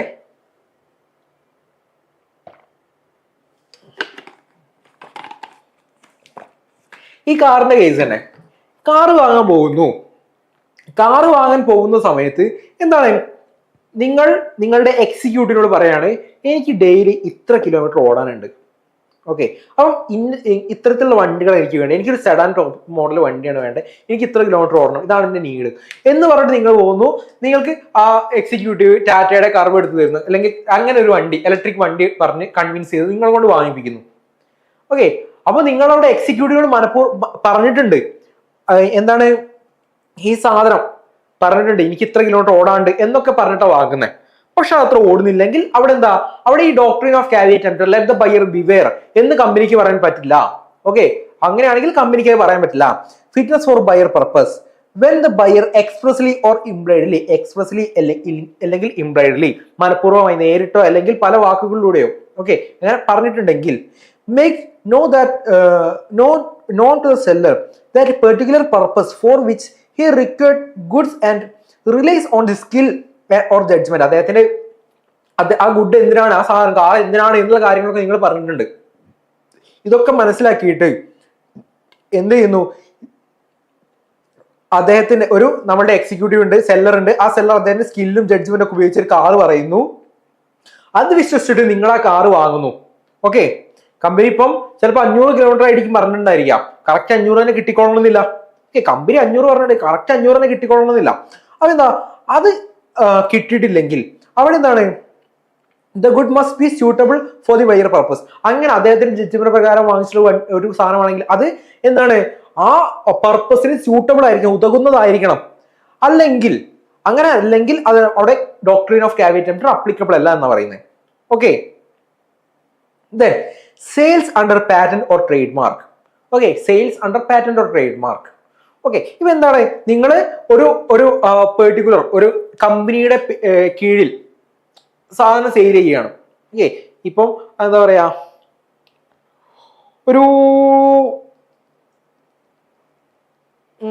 നമ്മളുടെ മറ്റേ ഇയാളുടെ കമ്പനിയുടെ പേരെന്തായിരുന്നു മക്കളെ, പതഞ്ജലി. ഓക്കെ, പതഞ്ജലി എന്താണ്, നല്ല പ്രൊഡക്റ്റ് ആണ്, ഹെർബൽ പ്രൊഡക്റ്റ് ആണ് എന്നൊക്കെ പറഞ്ഞിട്ട് മാർക്കറ്റിൽ വരുന്നു. ഓക്കെ, ഇത് വിശ്വസിച്ചിട്ട് അല്ലെങ്കിൽ ഈ ഒരു പ്രൊഡക്റ്റിന്റെ കീഴിലാണ് നിങ്ങൾ ഈ സാധനങ്ങൾ മാത്രം വിൽക്കുന്ന ആളാണ് നിങ്ങൾ. ഓക്കെ, അപ്പൊ ഇതിന്റെ ക്വാളിറ്റി പ്രതീക്ഷിച്ചുകൊണ്ട് ഞാൻ നിങ്ങളിതൊരു സാധനം വാങ്ങുന്നു. അപ്പം അത് പറയുന്നത് എന്താ, ഇപ്പൊ അതിന് പതഞ്ജലി ടൂത്ത് പേസ്റ്റ് യൂസ് ചെയ്ത് കഴിഞ്ഞാൽ ക്ലീൻ ആവും, പല്ല് ക്ലീൻ ആവും എന്നൊക്കെ പറഞ്ഞ് നിങ്ങൾ സാധനം വാങ്ങുന്നു. ഇത് വിശ്വസിച്ചുകൊണ്ട് നിങ്ങൾ അവിടുന്ന് സാധനം വാങ്ങുന്നു. അപ്പൊ എന്താ, അവിടെ ഇപ്പൊ നിങ്ങൾ ആ പതഞ്ജലിയുടെ പ്രൊഡക്റ്റുകൾ കൂടെ വേറെ പ്രൊഡക്റ്റ് വിൽക്കുന്നുണ്ടായിരിക്കും. ഓക്കെ, പതഞ്ജലിയുടെ കൂടെ തന്നെ വേറെ പ്രൊഡക്റ്റ് വാങ്ങുന്നുണ്ടായിരിക്കും. പക്ഷെ പതഞ്ജലി എന്നൊക്കെ ബോർഡ് കണ്ട ആ ട്രേഡ് മാർക്ക് കണ്ടിട്ടാണ് ഞാൻ സാധനം വന്ന് വാങ്ങുന്നത്, പതഞ്ജലിയുടെ പ്രൊഡക്റ്റ് ആയിരിക്കും എന്ന് കണ്ടാൽ ഞാൻ നിങ്ങളെ സാധനം വാങ്ങുന്നത്. പക്ഷെ അത് അത്ര ക്വാളിറ്റി, പതഞ്ജലിയുടെ ക്വാളിറ്റി ഉള്ള ഒരു സാധനമല്ല എങ്കിൽ, എന്ന് വെച്ചാൽ പതഞ്ജലി ഭയങ്കര ക്വാളിറ്റി ഉള്ളത് ഞാൻ പറയുന്നത് കേട്ടോ, പതഞ്ജലിയുടെ ക്വാളിറ്റി ഉള്ള ഒരു സാധനമല്ല. അങ്ങനെയാണെങ്കിൽ നിങ്ങൾക്ക് എന്ത് ചെയ്യാം, അവിടെയും doctor of caveat emptor applicable അല്ല. ഓക്കെ, അവിടെയും doctrine of caveat emptor applicable അല്ല കേട്ടോ. അതായത് ഒരു പെർട്ടിക്കുലർ പാറ്റന്റോ ട്രേഡ് മാർക്കിന്റെ അണ്ടർ ട്രേഡ് നടത്തുകയാണെങ്കിൽ ആ പ്രൊഡക്റ്റിനോട് നീതി അത് നമ്മുടെ ആ ഇതിന് ഉതകുന്നതായിരിക്കണം. ഇപ്പൊ വാട്ടർ പ്യൂരിഫയർ എന്ന് പറഞ്ഞാൽ വാട്ടർ പ്യൂരിഫൈ ചെയ്തിരിക്കണം. ഓക്കെ, അത്തരം കേസുകളും doctrine of caveat emptor applicable അല്ല. Then merchantable quality. ഓക്കെ, അത് വിൽക്കാൻ പറ്റുന്ന ക്വാളിറ്റിയുള്ള സാധനമായിരിക്കണം. If you buying good based on the description from the seller who is specialized in selling that type of good, there is an implied promise that the good is merchantable quality. അപ്പം നിങ്ങൾ എന്താണ്, ഒരു car വാങ്ങാൻ പോകുന്നു, ഈ car വിൽക്കുന്ന ആള് okay ഒരു മർച്ചന്റൈൽ ഏജന്റ് ഉണ്ടല്ലോ, അദ്ദേഹം പറയുന്നുണ്ട് ഈ കാർ നല്ലതാണ്, ഈ ക്വാളിറ്റിയുള്ള കാറാണ് എന്നൊക്കെ പറഞ്ഞ് നിങ്ങളെ കൊണ്ട് വാങ്ങിപ്പിക്കുകയാണ്. പക്ഷെ അതെന്താണ്, അത് വളരെ ഡാമേജ് ആയിട്ടുള്ള കാറാണെങ്കിൽ അവിടെ എന്താണ്, അവിടെയും കാവിയേറ്റ് ടെംപ്റ്റർ അപ്ലിക്കബിൾ അല്ല. കാരണം അദ്ദേഹം ഈ മേഖലയിൽ സ്പെഷ്യലൈസ്ഡ് ആയ വ്യക്തിയാണ്, അദ്ദേഹം ഇത്തരം വണ്ടികളുമായി ഡീൽ ചെയ്യുന്ന വ്യക്തിയാണ്. അദ്ദേഹത്തിന് ഒരു വിശ്വാസം ഉണ്ടല്ലോ, അദ്ദേഹത്തിന്റെ കയ്യിൽ നിന്ന് വാങ്ങുന്ന വണ്ടി നല്ലതായിരിക്കും എന്നൊരു വിശ്വാസം ഉണ്ടല്ലോ. അപ്പൊ ഒരു ഇംപ്ലോയിഡ് പ്രോമിസ് ഉണ്ടായിരിക്കും, the good will be good, അതായത് ഇത് വിൽക്കാൻ പറ്റുന്ന രീതിയിലുള്ള പ്രൊഡക്റ്റ് ആണ് എന്ന് പറഞ്ഞിട്ട് ഒരു വാളി വണ്ടി എന്ന് പറയുന്നില്ലേ, എന്താ പറയാ, കേടായ വണ്ടി നമ്മുടെ തലയിൽ വെച്ച് കിട്ടിക്കഴിഞ്ഞാലും അതെന്താണ്, അവിടെയും ഈ ലെറ്റ് ദ ബയർ ബിവെയർ എന്ന് പറയുന്ന സംഭവം അപ്ലിക്കബിൾ അല്ല. Okay, then usage of trade. An implied warranty or a condition as to quality or fitness for a particular purpose may be annexed by the usage of trade. Okay, usage of trade ഒരു ഡോക്യുമെന്റിൽ പറയുന്നുണ്ട്, ഇതെന്താണ്, ഇത് തേച്ച് കഴിഞ്ഞാൽ ഇന്ന് അല്ലെങ്കിൽ ഇപ്പം എന്താ പറയാ, ഒരു എക്സാമ്പിൾസ് 5 മിനിറ്റിനുള്ളിൽ വെള്ളം തണുക്കും അല്ലെങ്കിൽ വെള്ളം ഐസാവും, ഐസ് മേക്കറാണ്, 5 മിനിറ്റിനുള്ളിൽ വെള്ളം ഐസാവും. ഓക്കെ, ഇങ്ങനെ പറഞ്ഞിട്ട് ഈ സാധനം വെക്കുന്നത്. അല്ലെങ്കിൽ മാഗി 2 മിനിറ്റിനും കൂടെ മാഗി റെഡി എന്ന് പറയട്ടെ. എവിടെയെങ്കിലും 2 മിനിറ്റിനോട് മാഗി തയ്യാറായിട്ടുണ്ടോ? ഞാൻ കണ്ടിട്ടില്ല കേട്ടോ. അങ്ങനെ അപ്പം ഈ ഒരു കോൺട്രാക്ടിന്റെ ബേസിൽ അല്ലെങ്കിൽ ഈ ഒരു വിശ്വാസത്തിന്റെ അടിസ്ഥാനത്തിൽ അവർ 2 minute Maggi ready in 2 minute എന്ന് പറഞ്ഞ് നമ്മൾ വാങ്ങുന്നു. പക്ഷെ മാഗി റെഡി ആയിട്ടില്ല, 2 മിനിറ്റ് റെഡി ആയിട്ടില്ല. അങ്ങനെയാണെങ്കിൽ അവിടെയും എന്താണ് ലെറ്റ് ദ ബയർ ബിവെയർ എന്ന് പറയാൻ പറ്റില്ല. അതായത് അവർ കോൺട്രാക്ട് പറയുന്ന സംഭവം സത്യസന്ധമായിരിക്കണം. ഓക്കെ, അല്ലെങ്കിൽ ഇപ്പോൾ വാട്ടർ പ്യൂരിഫയർ, ഇന്ന വാട്ടർ പ്യൂരിഫയർ വാങ്ങിച്ചു കഴിഞ്ഞാൽ അത് വാട്ടർ പ്യൂരിഫൈ ചെയ്തിരിക്കണം, ഇത്ര സാധനങ്ങളായി പ്യൂരിഫൈ ചെയ്തിരിക്കണം, അവരുടെ കോൺട്രാക്ടുള്ള സാധനമായിരിക്കണം. പക്ഷെ അത് ചെയ്തിട്ടില്ലെങ്കിൽ അവിടെയും ലെറ്റ് ദ ബയർ ബിവെയർ എന്ന് പറയാൻ സാധിക്കില്ല. Okay, then consent by fraud മുഖാന്തരമായിട്ട് ഒരു സാധനം നിങ്ങളെ കൊണ്ട് വാങ്ങിപ്പിക്കുകയാണ്. നിങ്ങളെ മിസ്റെപ്രസെന്റ് ചെയ്ത് അല്ലെങ്കിൽ തെറ്റായ രീതിയിൽ ഞാനൊരു സാധനം നിങ്ങളെ കൊണ്ട് വാങ്ങിപ്പിക്കൂ. അവിടെയും എന്താ ലെറ്റ് ദ ബയർ ബിവെയർ എന്ന് പറയാൻ പറ്റില്ല. കാരണം എന്താ, ഫ്രോഡ് എന്ന് പറഞ്ഞാൽ ഇന്റൻഷനലി അദ്ദേഹം മാനിപ്പുലേറ്റ് ചെയ്ത് നമ്മളെ കൊണ്ട് വാങ്ങിപ്പിക്കുന്ന. അവിടെയും എന്താണ്, അവിടെയും ഈ let the buyer beware applicable അല്ല. Then sales by sample. നിങ്ങൾ ഹോർലിക്സിന്റെ ചെറിയ ബോട്ടിൽ വാങ്ങുന്നു, ചെറിയ പാക്ക് ഉണ്ടല്ലോ, ഇത് വാങ്ങുന്നു, നല്ല ടേസ്റ്റ് ഉണ്ട്. ഇത് കണ്ടുകൊണ്ട് നിങ്ങൾ വലിയ പാക്ക് വാങ്ങിച്ചു കഴിഞ്ഞാൽ ഈ ചെറിയ പാക്കിനോട് നീതി പുലർത്തുന്നതായിരിക്കണം ഈ വലിയ പാക്കും. അതായത് ചെറിയ പാക്കിൽ അതേ ടേസ്റ്റിലായിരിക്കണം അല്ലെങ്കിൽ അതേ ക്വാളിറ്റിയിലായിരിക്കണം വലിയ പാക്കും. അല്ലെങ്കിൽ അവിടെയും ലെറ്റ് ദ ബയർ ബിവെയർ എന്ന് നമുക്ക് പറയാൻ സാധിക്കില്ല. അവിടെയും ലെറ്റ് ദ ബയർ ബിവെയർ എന്ന് നമുക്ക് പറയാൻ സാധിക്കില്ല. ഓക്കെ അല്ലേ? അപ്പൊ ഇത്രയും കാര്യങ്ങൾ മനസ്സിലായില്ലേ? അപ്പൊ എന്താണ് ഡോക്ട്രിൻ ഓഫ് കാവിയേറ്റ് ടെംപ്റ്റർ നമ്മൾ പഠിച്ചു. ദെൻ കാവിയേറ്റ് ടെംപ്റ്റർ എക്സംപ്റ്റഡ് ആയിട്ടുള്ള കേസുകൾ നമ്മൾ പറഞ്ഞു. ഇനി explain the rules relating to the delivery of goods in sales contract. Sales കോൺട്രാക്റ്റിൽ ഗുഡ്സ് ഡെലിവറി ചെയ്യുന്ന സമയത്ത് ഫോളോ ചെയ്യേണ്ട റൂളുകൾ എന്തൊക്കെയാണ്? ഇത് ഓർ ക്വസ്റ്റ്യൻ ആട്ടോ. എ ബി 2 ക്വസ്റ്റ്യൻ, ഈ 2 ക്വസ്റ്റ്യൻ കൂടിയാണ് 20 മാർക്ക്. ഓക്കെ, അപ്പം ഡോക്ട്രിൻ ഓഫ് കാവിയേറ്റ് ടെംപ്റ്റർ പോലെ തന്നെ നിങ്ങൾ ഇതും എഴുതണം. ഓക്കെ, അപ്പൊ ഇത് 2 എഴുതണം. നിങ്ങൾ ഡൗട്ട് ഉണ്ടോ മക്കളെ? ഡൗട്ട് ഉണ്ടോ? ഉണ്ടെങ്കിൽ പറയാട്ടോ. ദെൻ അപ്പം ഇവിടെയുള്ള എന്തൊക്കെയാണ് റൂൾസുകൾ എന്തൊക്കെയാണ്? ഫസ്റ്റ് റൂൾ എഴുതിയ മോഡ് ഓഫ് ഡെലിവറിയുടെ കേസിലാണ്. ഡെലിവറി വേണമെങ്കിൽ എന്താവും? ആക്ച്വൽ ഡെലിവറി ആയിരിക്കും. ആക്ച്വൽ ഡെലിവറി എന്ന് പറഞ്ഞാൽ ഫിസിക്കൽ ട്രാൻസ്ഫർ, അതായത് ഫിസിക്കൽ ട്രാൻസ്ഫർ. ഇങ്ങനെ ട്രാൻസ്ഫർ ചെയ്യുകയാണെങ്കിൽ ഇവിടെ ഈ സാധനം ഫിസിക്കലി ട്രാൻസ്ഫർ ചെയ്യല്ലേ അത്. ദെൻ സിംബോളിക് ഡെലിവറി എന്ന് പറയുമ്പോൾ എന്താ, ഇപ്പൊ ഒരു കാറ് വാങ്ങുന്നു. ഓക്കെ, കാറ് വാങ്ങുന്ന സമയത്ത് എന്താ, കാറിന്റെ ഡോക്യുമെന്റ്സും താക്കോലും കൊടുക്കുന്നില്ലേ? സിംബോളിക്. അല്ലാണ്ട് കാർ ഇങ്ങനെ എടുത്തിട്ട് കയ്യിൽ വെച്ച് കൊടുക്കുവോ? ഇല്ല. ഇതെന്താണ്, ഒരു സിംബോളിക് ആണ്. ഓക്കെ, അത്തരത്തിലുള്ള delivery. The transfer of a document representing the goods such as bill of lading or warehouse receipt പോലുള്ള സാധനങ്ങളൊക്കെ, ഇതൊക്കെ എന്താണ്, സിംബോളിക് ഡെലിവറി ആയിരിക്കും. ദെൻ കൺസ്ട്രക്റ്റീവ് ഡെലിവറി എന്ന് പറയുമ്പോൾ എന്താ, ബയ്യർക്ക് എന്താണ്, അത് ആ പ്രൊഡക്റ്റ് അക്വയർ ചെയ്യാനുള്ള അവകാശം ഉണ്ടായിരിക്കും. പക്ഷെ അത് ആരുടെ കയ്യിലായിരിക്കും? അത് ബയ്യറുടെ കയ്യിലെത്തിണ്ടായിരിക്കില്ല, സെല്ലറുടെ കയ്യിൽ തന്നെ ആയിരിക്കും. ഓക്കെ, അത്തരത്തിലുള്ള കാര്യമാണ് കൺസ്ട്രക്റ്റീവ് ഡെലിവറി എന്ന് പറയുന്നത്. occur when the buyer acquire control over the goods without physical possession. അതിന്റെ ഫിസിക്കൽ പൊസിഷൻ ഇല്ലാതെ ആ ഗുഡ്സിന്റെ മേലുള്ള അവകാശം കിട്ടി. അതായത് വണ്ടി കിട്ടിയില്ല, വണ്ടി വാങ്ങി, പക്ഷെ വണ്ടി കിട്ടിയില്ല, ബുക്കും പേപ്പറൊക്കെ ആദ്യം കിട്ടി. അതായത് ആ വണ്ടി ഇപ്പൊ എന്റെ പേരില, പക്ഷെ വണ്ടി എന്റെ കൈ കിട്ടിയിട്ടില്ല. വണ്ടി ഇപ്പോഴും ആരുടെ കയ്യിലാ? എക്സിക്യൂട്ടീവിന്റെ കയ്യില, അല്ലെങ്കിൽ സെയിൽസ് റെപ്രസെന്റേറ്റീവിന്റെ കയ്യില. അത്തരം കേസുകളാണ് എന്ത്, കൺസ്ട്രക്റ്റീവ് ഡെലിവറി. അപ്പൊ ഇത്തരം രീതിയിലൊക്കെ ഡെലിവറി നടന്നിരിക്കണം. ഇങ്ങനെയെങ്കിലും ഡെലിവറി നടന്നിരിക്കണം, അതൊരു കേസ്. അപ്പൊ അതൊരു റൂളാട്ടോ. Then time and place of delivery. ഞാൻ നിങ്ങൾ തമ്മിൽ കാറ് വാങ്ങാനെന്ന് കോൺട്രാക്ട് ഇട്ടു. ഞാൻ ഇന്ന സമയത്തിൽ എനിക്ക് കാറ് വേണം എന്നാണ് കോൺട്രാക്ട് ഉള്ളതെങ്കിൽ, അല്ലെങ്കിൽ ഇന്ന സമയത്തിനുള്ളിൽ കാറ് വേണം എന്നാണ് കോൺട്രാക്ട് ഉള്ളെങ്കിൽ ആ സമയത്തിനുള്ളിൽ എനിക്ക് കാറ് കിട്ടിയിരിക്കണം. Okay, seller must deliver within the time. If no time is specified, the delivery must be made within the reasonable time. Okay, ഇപ്പൊ ടൈം ഒന്നും മെൻഷൻ ചെയ്തെങ്കിൽ ഒരു റീസണബിൾ ടൈമിനകത്ത് തന്നെ സാധനം കൊടുത്തിരിക്കണം, അതൊരു case. Then place. If the contract specify A place of delivery. Contract പറയാണ് എന്റെ വീട്ടുമുറ്റത്ത് കാർ എത്തിച്ചേരണം. നിങ്ങൾ കോൺട്രാക്ട് ആണ്, ഞാൻ പറയാണ് എന്റെ വീട്ടുമുറ്റത്ത് കാർ എത്തിച്ചേരണം. ഓക്കെ, ഇതാണ് കേസ്, എന്റെ വീട്ടുമുറ്റത്ത് കാർ എത്തിച്ചേരണം. അങ്ങനെയാണെങ്കിൽ സെല്ലർ എന്ത് ചെയ്യണം? നിർബന്ധമായിട്ടും വീട്ടുമുറ്റത്ത് കാർ എത്തിച്ചേരണം. ഓക്കെ, വീട്ടുമുറ്റത്ത് കാർ എത്തിച്ചേരണം. ഞാൻ പറയാണ് എനിക്ക് വണ്ടി ഓടാൻ പാടില്ല എന്ന് പറഞ്ഞാൽ വണ്ടി ഓടിക്കരുത്. വണ്ടി ഏതിൽ കയറ്റിയിട്ട്, നമ്മുടെ ടോയിങ് വെഹിക്കിൾ ഉണ്ടല്ലോ, അതിൽ കയറ്റിയിട്ടെങ്കിൽ എന്റെ മുറ്റത്ത് എത്തിച്ചേരണം. അതാണ് എന്ത്, പ്ലേസ് ഓഫ് ഡെലിവറി. അവിടെ എന്താണ്, ടൈം ആൻഡ് പ്ലേസ് റൂളാണ്, ഉണ്ടെങ്കിൽ അത് ഫോളോ ചെയ്തിരിക്കണം. Okay, then seller's duties. ഇതും റൂളുകളാട്ടോ, സെല്ലർ ചെയ്യേണ്ട ഡ്യൂട്ടീസുകൾ. Deliver the correct quantity and quality of goods. ഞാൻ പറയാണ് എനിക്ക് ഇത്ര കിലോ സാധനം വേണം, പഴമാണ്. ഓക്കെ, പഴം ഇത്ര കിലോ പഴമാണ് എനിക്ക് വേണ്ടത്, ഇത്ര ക്വാളിറ്റിയുള്ള പഴമാണ് വേണ്ടത്, എ ക്വാളിറ്റിയുള്ള പഴമാണ് വേണ്ടത്. അങ്ങനെയാണെങ്കിൽ ആ ക്വാളിറ്റിയുള്ള അത്രയും ക്വാണ്ടിറ്റി സാധനങ്ങൾ എനിക്ക് തരണം. ഓക്കെ, അത് സെല്ലറുടെ ഡ്യൂട്ടിയാണ്, അത് റൂളും കൂടിയാണ്. The seller must deliver the goods that conform the description, quality, quantity specified in the contract. Contract quality ഒക്കെ സ്പെസിഫൈ ചെയ്തിട്ടുള്ള രീതിയിലുള്ള സാധനം എത്തിച്ചു കൊടുക്കണം. Then deliver goods free from defect. Goods എന്താണ്? ഗുഡ്സ് ഡെലിവറി ചെയ്യുന്ന സമയത്ത് അതിന് യാതൊരു ഡിഫക്റ്റും സെല്ലർ കാരണം ഉണ്ടാകാൻ പാടില്ല. ബയ്യർക്ക് സാധനം ക്വാളിറ്റി, ഹൈ ക്വാളിറ്റി സാധനം, ഡാമേജ് ഇല്ലാത്ത സാധനം കൊടുത്തിരിക്കണം. The seller must deliver the goods that are free from the defect that materially affect their quality or fitness for their purpose. യാതൊരു വിധത്തിലുള്ള ഡാമേജ് ഉണ്ടാകാൻ പാടില്ല. അങ്ങനെ ഡാമേജ് ഉണ്ടായി കഴിഞ്ഞാൽ അത് അവരുടെ ക്വാളിറ്റിക്ക് അല്ലെങ്കിൽ അതിന്റെ ഒരു ഫിറ്റ്നസിനൊക്കെ എഫക്ട് ചെയ്യുന്ന രീതിയിൽ അങ്ങനെ ഒരു വിധത്തിലുള്ള ഡാമേജുകൾ ഉണ്ടാകാൻ പാടില്ല, റൂളാണ്. Then deliver goods at the agreed time and place. അത് സെല്ലറുടെ ഡ്യൂട്ടി കൂടെ കേട്ടോ. എഗ്രി ചെയ്ത സമയത്ത് എഗ്രി ചെയ്ത പ്ലേസിൽ സാധനം എത്തിച്ചു കൊടുക്കണം. Then prepare goods for delivery. The seller must prepare goods for delivery in a reasonable manner. അതായത് ആ ഒരു നിർകൃഷ്ടമായിട്ടുള്ള രീതിയിൽ, നിർദ്ദേശ രീതിയിൽ.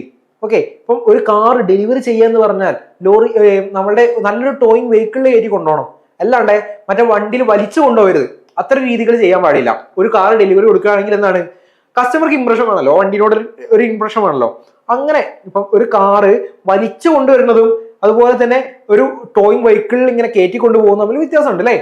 അത്തരത്തിലുള്ള രീതികൾ. അപ്പൊ എന്താ, സാധനം ഡെലിവറി ചെയ്യുന്ന സമയത്ത് അത് റീസണബിൾ മാനറിൽ ഡെലിവറി ചെയ്യണം. അതിന്റെ പാക്കേജിങ്, ലാബിലിംഗ് പോലെയുള്ള. ഇപ്പം ഇത് കാറിന്റെ കേസ് ആയതുകൊണ്ട് കേട്ടോ. ഇനിയിപ്പം എന്താണ്, ഒരു കിലോ പഴം വേണ്ട, പഴത്തിന്റെ ലാബിലിംഗ് ഇടാൻ പറ്റില്ല. ബോട്ടിൽ, മിനറൽ ബോട്ടിൽ ആണെങ്കിൽ, വാട്ടർ അതാണ് ഇത്ര ക്വാണ്ടിറ്റി സാധനമാണ് ഡെലിവറി ചെയ്യുന്നതെങ്കിൽ അതിന്റെ മേലെ ക്ലിയർ ആയിട്ട് അതിന്റെ ഇൻഫോർമേഷൻസും കാര്യങ്ങളും ലാബലിംഗും അതിന്റെ മാനുഫാക്ചറിംഗ് ഡേറ്റും കാര്യങ്ങളൊക്കെ ഉണ്ടായിരിക്കണം. അതൊരു സെല്ലറുടെ ഡ്യൂട്ടിയാണ്. ദെൻ അങ്ങനെയാണെങ്കിൽ പിന്നെ ബയേഴ്സിന്റെ ഡ്യൂട്ടി, അതും റൂളുകളാണ്. Accept conforming goods. ആ ഗുഡ് വാങ്ങുക, അത് കൺഫേം ചെയ്യുക. The buyer must accept the goods if they confirm to the contract. ആ കോൺട്രാക്ടിന് ഉതകുന്നതാണെന്ന് കൺഫേം ചെയ്യണം. വാങ്ങിച്ചാൽ മാത്രം പോരാ, അത് കോൺട്രാക്ടിന് ഉതകുന്നതാണെന്ന് കൺഫേം ചെയ്യണം. Pay the price. Buyer must pay the agreed price for the goods. ആ ഗുഡ്സിന് എത്രയാണോ പ്രൈസ് പറഞ്ഞുള്ളത് അത്രയും പ്രൈസ് കൊടുത്തിരിക്കണം. Okay, then take delivery. The buyer must take delivery of goods at agreed time and place. ആ agree ചെയ്ത സമയത്ത് സ്ഥലത്ത് പോയിട്ട് ആ ഗുഡ് ആര് വാങ്ങിച്ചിരിക്കണം? നമ്മളുടെ ബയർ വാങ്ങിച്ചിരിക്കണം. അതൊക്കെ റൂളുകളാട്ടോ. Then concurrent condition. ഇതെന്താണ്? ഇതൊരു മ്യൂച്വലി ഡിപെൻഡന്റ് കണ്ടീഷൻ ആട്ടോ. മ്യൂച്വലി ഡിപെൻഡന്റ് കണ്ടീഷൻ എന്ന് പറഞ്ഞാൽ എന്താ, സെല്ലർക്ക് ക്യാഷ് കൊടുത്താൽ മാത്രമേ സാധനം തരുമെന്നുണ്ടെങ്കിൽ അത്തരം കോൺട്രാക്റ്റുകളാണ് എന്ത് ചെയ്യും, കൺകറന്റ് കണ്ടീഷൻസ് എന്ന് പറയുന്നത്. Delivery and payments unless otherwise agreed. Delivery of goods and payment of a price are concurrent condition. വേറെ ഒന്ന് അഗ്രിമെന്റുകൾ കാര്യങ്ങളൊന്നും പറഞ്ഞില്ലെങ്കിൽ ഒരു സാധനത്തിന്റെ ഡെലിവറി എന്ന് പറയുന്നത് അതിന്റെ പ്രൈസ് കൊടുക്കുന്ന സമയം എന്ന് പറയുന്നതും ഒരുമിച്ചായിരിക്കും എന്ന് പറയുന്നത്. This means that the seller is not obliged to deliver the goods until the buyer ready to pay the price. Buyer പണം തരാൻ റെഡി ആവാത്തടത്തോളം കാലം സെല്ലർക്ക് ആ സാധനം കൊടുക്കേണ്ട ആവശ്യമില്ല. ഏതൊരു കോൺട്രാക്ട് വരാൻ അങ്ങനെ കൊടുക്കേണ്ട ആവശ്യമില്ല. അതും ഒരു റൂളാട്ടോ, കൺകറന്റ് കണ്ടീഷൻ റൂൾ. ദെൻ നമ്മൾ അങ്ങനെ 5th ക്വസ്റ്റ്യനിലെത്തി, നമ്മുടെ അവസാന ക്വസ്റ്റ്യനിലെത്തി. Explain the right of surety against principal debtor, creditor and co surety. Surety ആരാ? ഷുവർട്ടി 3 വ്യക്തികളാണ് ഈ കേസിൽ. ഷുവർട്ടി ഷിപ്പിൽ 3 വ്യക്തികളാണ്. First A, B, C. A എന്ത് ചെയ്യുന്നു? ബി എന്ത് ചെയ്യുന്നു? എയുടെ കയ്യിൽ നിന്ന് ലോൺ വാങ്ങുന്നു, പണം വായ്പ വാങ്ങുന്നു. ബി എയുടെ കയ്യിൽ നിന്ന് പണം വായ്പ വാങ്ങുന്നു. പോയി. ബിയുടെ കയ്യിൽ നിന്ന് ഒരു 5000 രൂപ വായ്പ വാങ്ങുന്നു. ഓക്കെ, എന്ത് ചെയ്യുന്നു? അപ്പം സി എന്ത് ചെയ്യുന്നു? ബിയെ സപ്പോർട്ട് ചെയ്യുന്നു. ഓക്കെ, എന്നിട്ട് ഈ പണം ഇന്ന പീരീഡിനകത്ത് ബി തന്നിട്ടില്ലെങ്കിൽ ഞാൻ തരാം, സി തരാമെന്ന് പറയുന്നു. ഇതാണ് എന്ത്? Surety ship. അപ്പം ഇവിടെ ഇദ്ദേഹം ക്രെഡിറ്റർ ആണ്. ബി എന്ന് പറയുന്നത് ആരാ? പ്രിൻസിപ്പൽ ഡെപ്റ്റർ ആണ്. സി എന്ന് പറയുന്ന ആരാ? ഷുവർട്ടി ഓർ ഗ്യാരന്റേറ്റർ എന്ന് പറയും. ഈ 3 വ്യക്തികൾ അവിടെ ഉള്ളേ. ഓക്കെ, അപ്പം A surety is A person who guarantees the performance of another person. ഒരു വ്യക്തിയുടെ പെർഫോമൻസിനെ ഗ്യാരണ്ടി ചെയ്യില്ല ചെയ്യുന്നത്. ഈ വ്യക്തിയുടെ പെർഫോമൻസിനെ ഗ്യാരണ്ടി ചെയ്യില്ല ചെയ്യുന്നത്. അദ്ദേഹം പണം തന്നില്ലെങ്കിൽ ഞാൻ തരാമെന്ന് പറയുന്നു. ഓക്കെ, അതാണ് person's obligation. In return, the surety has certain right against the principal debtor, creditor and surety. അതിന് പകരമായിട്ട് ഇപ്പം വെറുതെ ഇങ്ങനെ കൊടുക്കേണ്ട ആവശ്യമുണ്ടോ? ചിലപ്പോൾ നമ്മളുടെ നോമിനിക്കായിട്ട് നിൽക്കില്ലേ, അത്തരം കേസുകളൊക്കെ ഷുവർട്ടിഷിപ്പ് ആണ് കേട്ടോ. അപ്പം ഇദ്ദേഹത്തിന് കുറച്ച് റൈറ്റുകൾ ഉണ്ടായിരിക്കും. ആർക്കൊക്കെ എതിരെ റൈറ്റുകൾ ഉണ്ടായിരിക്കും? ഷുവർട്ടിക്ക് എതിരെ റൈറ്റ്, നമ്മുടെ പ്രിൻസിപ്പൽ ഡെപ്റ്റർക്ക് എതിരെ റൈറ്റ് ഉണ്ടായിരിക്കും. നമ്മളുടെ ആർക്കെതിരെ? ക്രെഡിറ്റർക്കെതിരെ അവകാശം ഉണ്ടായിരിക്കും. ഇനി പോരാത്തതിന് രണ്ട് ഷുവർട്ടികൾ ഉണ്ടെങ്കിൽ, ഒരു ഷുവർട്ടി കൂടി ഉണ്ടെങ്കിൽ അദ്ദേഹത്തിനെതിരെയും അവകാശങ്ങൾ ഉണ്ടായിരിക്കും. ഓക്കെ, അപ്പം ഇത്രയും കാര്യങ്ങളാണ്. അപ്പം ഇവിടെ ഓർക്കേണ്ടത് എന്താ? ഇവിടെ ശരിക്കും 3 കോൺട്രാക്ട് ഉണ്ടായിരിക്കും. 7 കോൺട്രാക്ട്, 2 കോൺട്രാക്ട്, 3 കോൺട്രാക്ട്. ഒരു 3 പേര് തമ്മിൽ കോൺട്രാക്ട് ഉണ്ടായിരിക്കും. 3 പാർട്ടീസ് ഉണ്ടായിരിക്കും. അറ്റ്ലീസ്റ്റ് 3 പാർട്ടീസ് ഉണ്ടായിരിക്കും. ഇനി നമുക്ക് റൈറ്റുകൾ നോക്കാം. അപ്പൊ ഇദ്ദേഹത്തിന്റെ റൈറ്റുകളാണ് നമ്മൾ പറയുന്നത്, ഷുവർട്ടിയുടെ റൈറ്റുകളാണ് പറയുന്നത്. ഫസ്റ്റ് റൈറ്റ് ആണ് right of surety against principal debtor. Principal ഡെപ്റ്ററിനോടുള്ള റൈറ്റുകളാണ്. പ്രിൻസിപ്പൽ ഡെപ്റ്റർക്കെതിരെയുള്ള അവകാശങ്ങളാണ്. എന്തൊക്കെയാണ്? Right to indemnify. Once the surety had paid the ഡെപ്റ്റ്, they have the right to recover the amount paid from the principal debtor. The right is known as right of indemnity. Okay, അപ്പം ഈ surety എന്ത് ചെയ്യുന്നു? Principal debtor ഈ പണം നൽകിയില്ല. Surety നിർബന്ധമായിട്ടും ഈ പണം 5000 രൂപ നൽകണം അല്ലേ? അത് ഷുവർട്ടിക്ക് ഒരു നഷ്ടമാണ് അല്ലെ? ഈ നഷ്ടം നികത്തേണ്ടത് ആരുടെ ഉത്തരവാദിത്തമാണ്? ഈ പ്രിൻസിപ്പൽ ഡെപ്റ്ററുടെ ഉത്തരവാദിത്തമാണ്. ആ നഷ്ടം നികത്തുക, അല്ലെങ്കിൽ അദ്ദേഹത്തിന് ആ നഷ്ടം തിരിച്ചു പിടിക്കുക എന്നുള്ളതാണ് റൈറ്റ് ടു ഇൻഡെംനിഫൈ, നഷ്ടം നികത്തുക. ഓക്കെ, അത് first case. The right is known as right of indemnify, അതൊരു case. Then right of subrogation. എന്താണ് subrogation? The right allow the surety to step in to the shoes of the creditor and exercise all creditors' right against the principal debtor. Okay, അപ്പം ഇവിടെ എന്താണ്? ഇവിടെ surety പൈസ കൊടുത്തില്ല, പകരം നമ്മളുടെ principal debtor പൈസ കൊടുത്തില്ല, പകരം ഷുവർട്ടി പൈസ കൊടുത്തു. അപ്പം ഇവിടെ ഷുവർട്ടി ഇല്ലാണ്ടായി. ഈ ഷുവർട്ടിയുടെ റൈറ്റുകളൊക്കെ ആർക്ക് വരും? ഈ ക്രെഡിറ്ററുടെ അവകാശങ്ങളൊക്കെ ആർക്ക് വരും? നമ്മുടെ ഷുവർട്ടിക്ക് വരും. അങ്ങനെ വന്നു കഴിഞ്ഞാൽ എന്താ ചെയ്യുന്നത്? അതിനുള്ള ഒരു സെന്റൻസ് ആണ് കൊടുത്തിട്ടുള്ളത്. Right allow surety to step in to the shoes of the creditor. ക്രെഡിറ്ററുടെ ഷൂ ഇടാനുള്ള അവകാശം ആർക്ക് കിട്ടും? നമ്മുടെ ഷുവർട്ടിക്ക് കിട്ടും. Okay, he exercise all creditors right. ക്രെഡിറ്ററുടെ എല്ലാ എന്തൊക്കെ അവകാശങ്ങളുണ്ടോ അത്രയും അവകാശങ്ങൾ. ഇപ്പൊ ചില അസറ്റ് ഇതിന് വെച്ചിട്ടായിരിക്കും, പ്ലെഡ്ജ് ചെയ്ത് വെച്ചിട്ടുണ്ടായിരിക്കും. ആ അസറ്റിന് മേലൊക്കെ ഷുവർട്ടിക്ക് അവകാശം വരും. ആ അസറ്റ് വിറ്റ് അതിന് പണം വാങ്ങാനുള്ള അവകാശം ഒക്കെ ആർക്ക് കിട്ടും? ഷുവർട്ടിക്ക് കിട്ടും. അത് 2 റൈറ്റുകൾ. Then right of surety against creditor. ക്രെഡിറ്റർക്ക് എതിരെയുള്ള അവകാശങ്ങൾ. കഴിഞ്ഞിട്ടോ മക്കളെ? കഴിഞ്ഞു. എന്താണ് ക്രെഡിറ്റർക്ക് എതിരെയുള്ള അവകാശങ്ങൾ? Right to benefit of security. എന്താണ്? The surety is entitled to the benefit of any security. എന്തൊക്കെ സെക്യൂരിറ്റി ഉണ്ടോ ആ സെക്യൂരിറ്റിക്കൊക്കെ ഉള്ള അവകാശം എന്തുണ്ട്?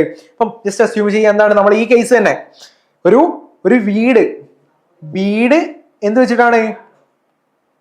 വീടിന്റെ ഡോക്യുമെന്റ് കൂടി വെച്ചിട്ടാണ് ഈ ലോൺ എടുത്തിട്ടുള്ളത്. ഓക്കെ, അപ്പം നമ്മൾ ഇങ്ങനെ തന്നിലേക്ക് തരാമെന്ന് പറഞ്ഞിട്ടാണ് നമ്മൾ കോൺട്രാക്ട് എടുത്തിട്ടുള്ളത്. പക്ഷേ ഇത്തരത്തിലുള്ള സെക്യൂരിറ്റിക്ക് എതിരെയുള്ള റൈറ്റ് ഉണ്ടായിരിക്കും. ഓക്കെ, ക്രെഡിറ്ററുടെ കയ്യിലായിരിക്കും. ഓൾറെഡി ക്രെഡിറ്റർക്കായിരിക്കും അവകാശങ്ങളൊക്കെ ഉണ്ടായിരിക്കും അല്ലെ? ഈ അവകാശങ്ങളൊക്കെ ആർക്ക് പോവും? ഷുവർട്ടിക്ക് പോകും. അതാണ് ഇവിടെ പറയുന്നത്. നമ്മൾ ഓൾറെഡി പറഞ്ഞൊരു കേസാണ്. The surety is entitled to the benefit of any security that the creditor hold against the principal debtor. This means that if the creditor release or impair the security without surety's consent. അതായത് ഈ asset, ഇപ്പം പണം ആര്? ഷുവർട്ടി അടച്ചല്ലോ. ഈ പണം ആരടച്ചു? Surety അടച്ചു എന്ന് വെച്ചിട്ട് ഈ വീട് ഇദ്ദേഹത്തിന് തന്നെ വിട്ടുകൊടുക്കാൻ ആർക്ക് പറ്റില്ല? ക്രെഡിറ്റർക്ക് സാധിക്കില്ല. മറിച്ച് ഈ വീട് ആർക്ക് കൊടുക്കണം? ഇതിന്റെ അവകാശം ആർക്ക് കൊടുക്കണം? ഷുവർട്ടിക്കാണ് കൊടുക്കണ്ടേ. അതാണ് ഫസ്റ്റ് പറയുന്നത്.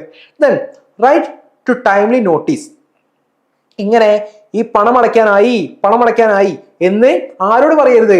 പ്രിൻസിപ്പൽ ഡെപ്റ്ററിനോട് പറയുന്നതോട് കൂടെ തന്നെ ഷുവർട്ടി കൂടി അറിഞ്ഞിരിക്കണം. ഓക്കെ, ഷുവർട്ടി കൂടി അറിഞ്ഞിരിക്കണം. The creditor must give timely notice to the surety on the default by the principal debtor. Principal debtor എവിടെയൊക്കെ ഡിഫാൾട്ട് വരുത്തിയിട്ടുണ്ടോ ആ കാര്യങ്ങളൊക്കെ ആരറിഞ്ഞിരിക്കണം? ഷുവർട്ടി അറിഞ്ഞിരിക്കണം. Then failure to do so may discharge the surety from liability. ഇങ്ങനെ ചെയ്യാൻ കഴിഞ്ഞിട്ടില്ലെങ്കിലും ഷുവർട്ടിക്ക് എന്താണ് ഇതിൽ നിന്ന് ഈ ബാധ്യതയിൽ നിന്ന് രക്ഷപ്പെടാൻ സാധിക്കും, അല്ലെങ്കിൽ പണം കൊടുക്കേണ്ട ആവശ്യമില്ല. ഓക്കെ, പ്രിൻസിപ്പൽ ഡെപ്റ്റർ എന്ത് ചെയ്തു? ഇത് പറയാൻ വിട്ടു, ഈ വീട് കൊടുക്കുന്ന കാര്യം പറയാൻ വിട്ടു. ഓക്കെ, ഈ വീട് കൊടുക്കുന്ന കാര്യം പറയാൻ വിട്ടു, നോട്ടീസ് വഴിയൊക്കെ അറിയിക്കും വിട്ടു. അങ്ങനെയാണെങ്കിൽ ഈ ഷുവർട്ടിക്ക് ഈ പണം 5000 രൂപ കൊടുക്കേണ്ട ആവശ്യമില്ല. അതാണ് case. Then right to discharge. The surety can discharge from the liabilities under certain circumstances. ഈ ചില പ്രത്യേക സാഹചര്യങ്ങളിൽ എന്താണ്,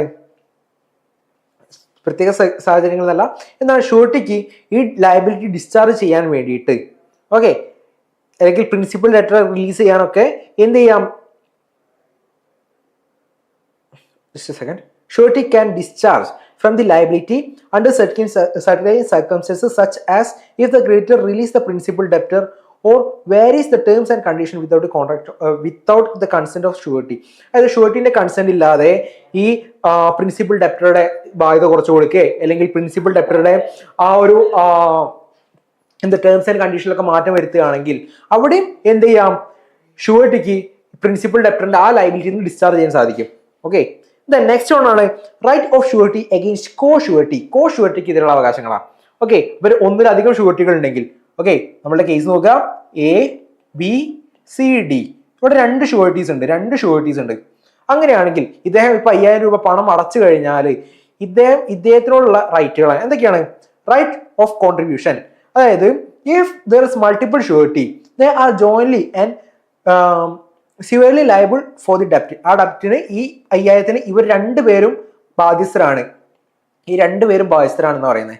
അപ്പം ഒരാൾ അടച്ചു കഴിഞ്ഞാൽ if one surety pays more than their share, they can recover the excess amount from the other surety. അങ്ങനെയാണെങ്കിൽ മറ്റു ഷുവർട്ടിയുടെ കയ്യിൽ നിന്ന് പണം രണ്ട് പേരും കൂടി അടയ്ക്കാണ്. ഇപ്പോൾ ഒരു ഷുവർട്ടി 5000 രൂപ അടച്ചു കഴിഞ്ഞാൽ അതിന് ശരിക്കുള്ള ബാധ്യത 2500 അടച്ചാൽ മതി.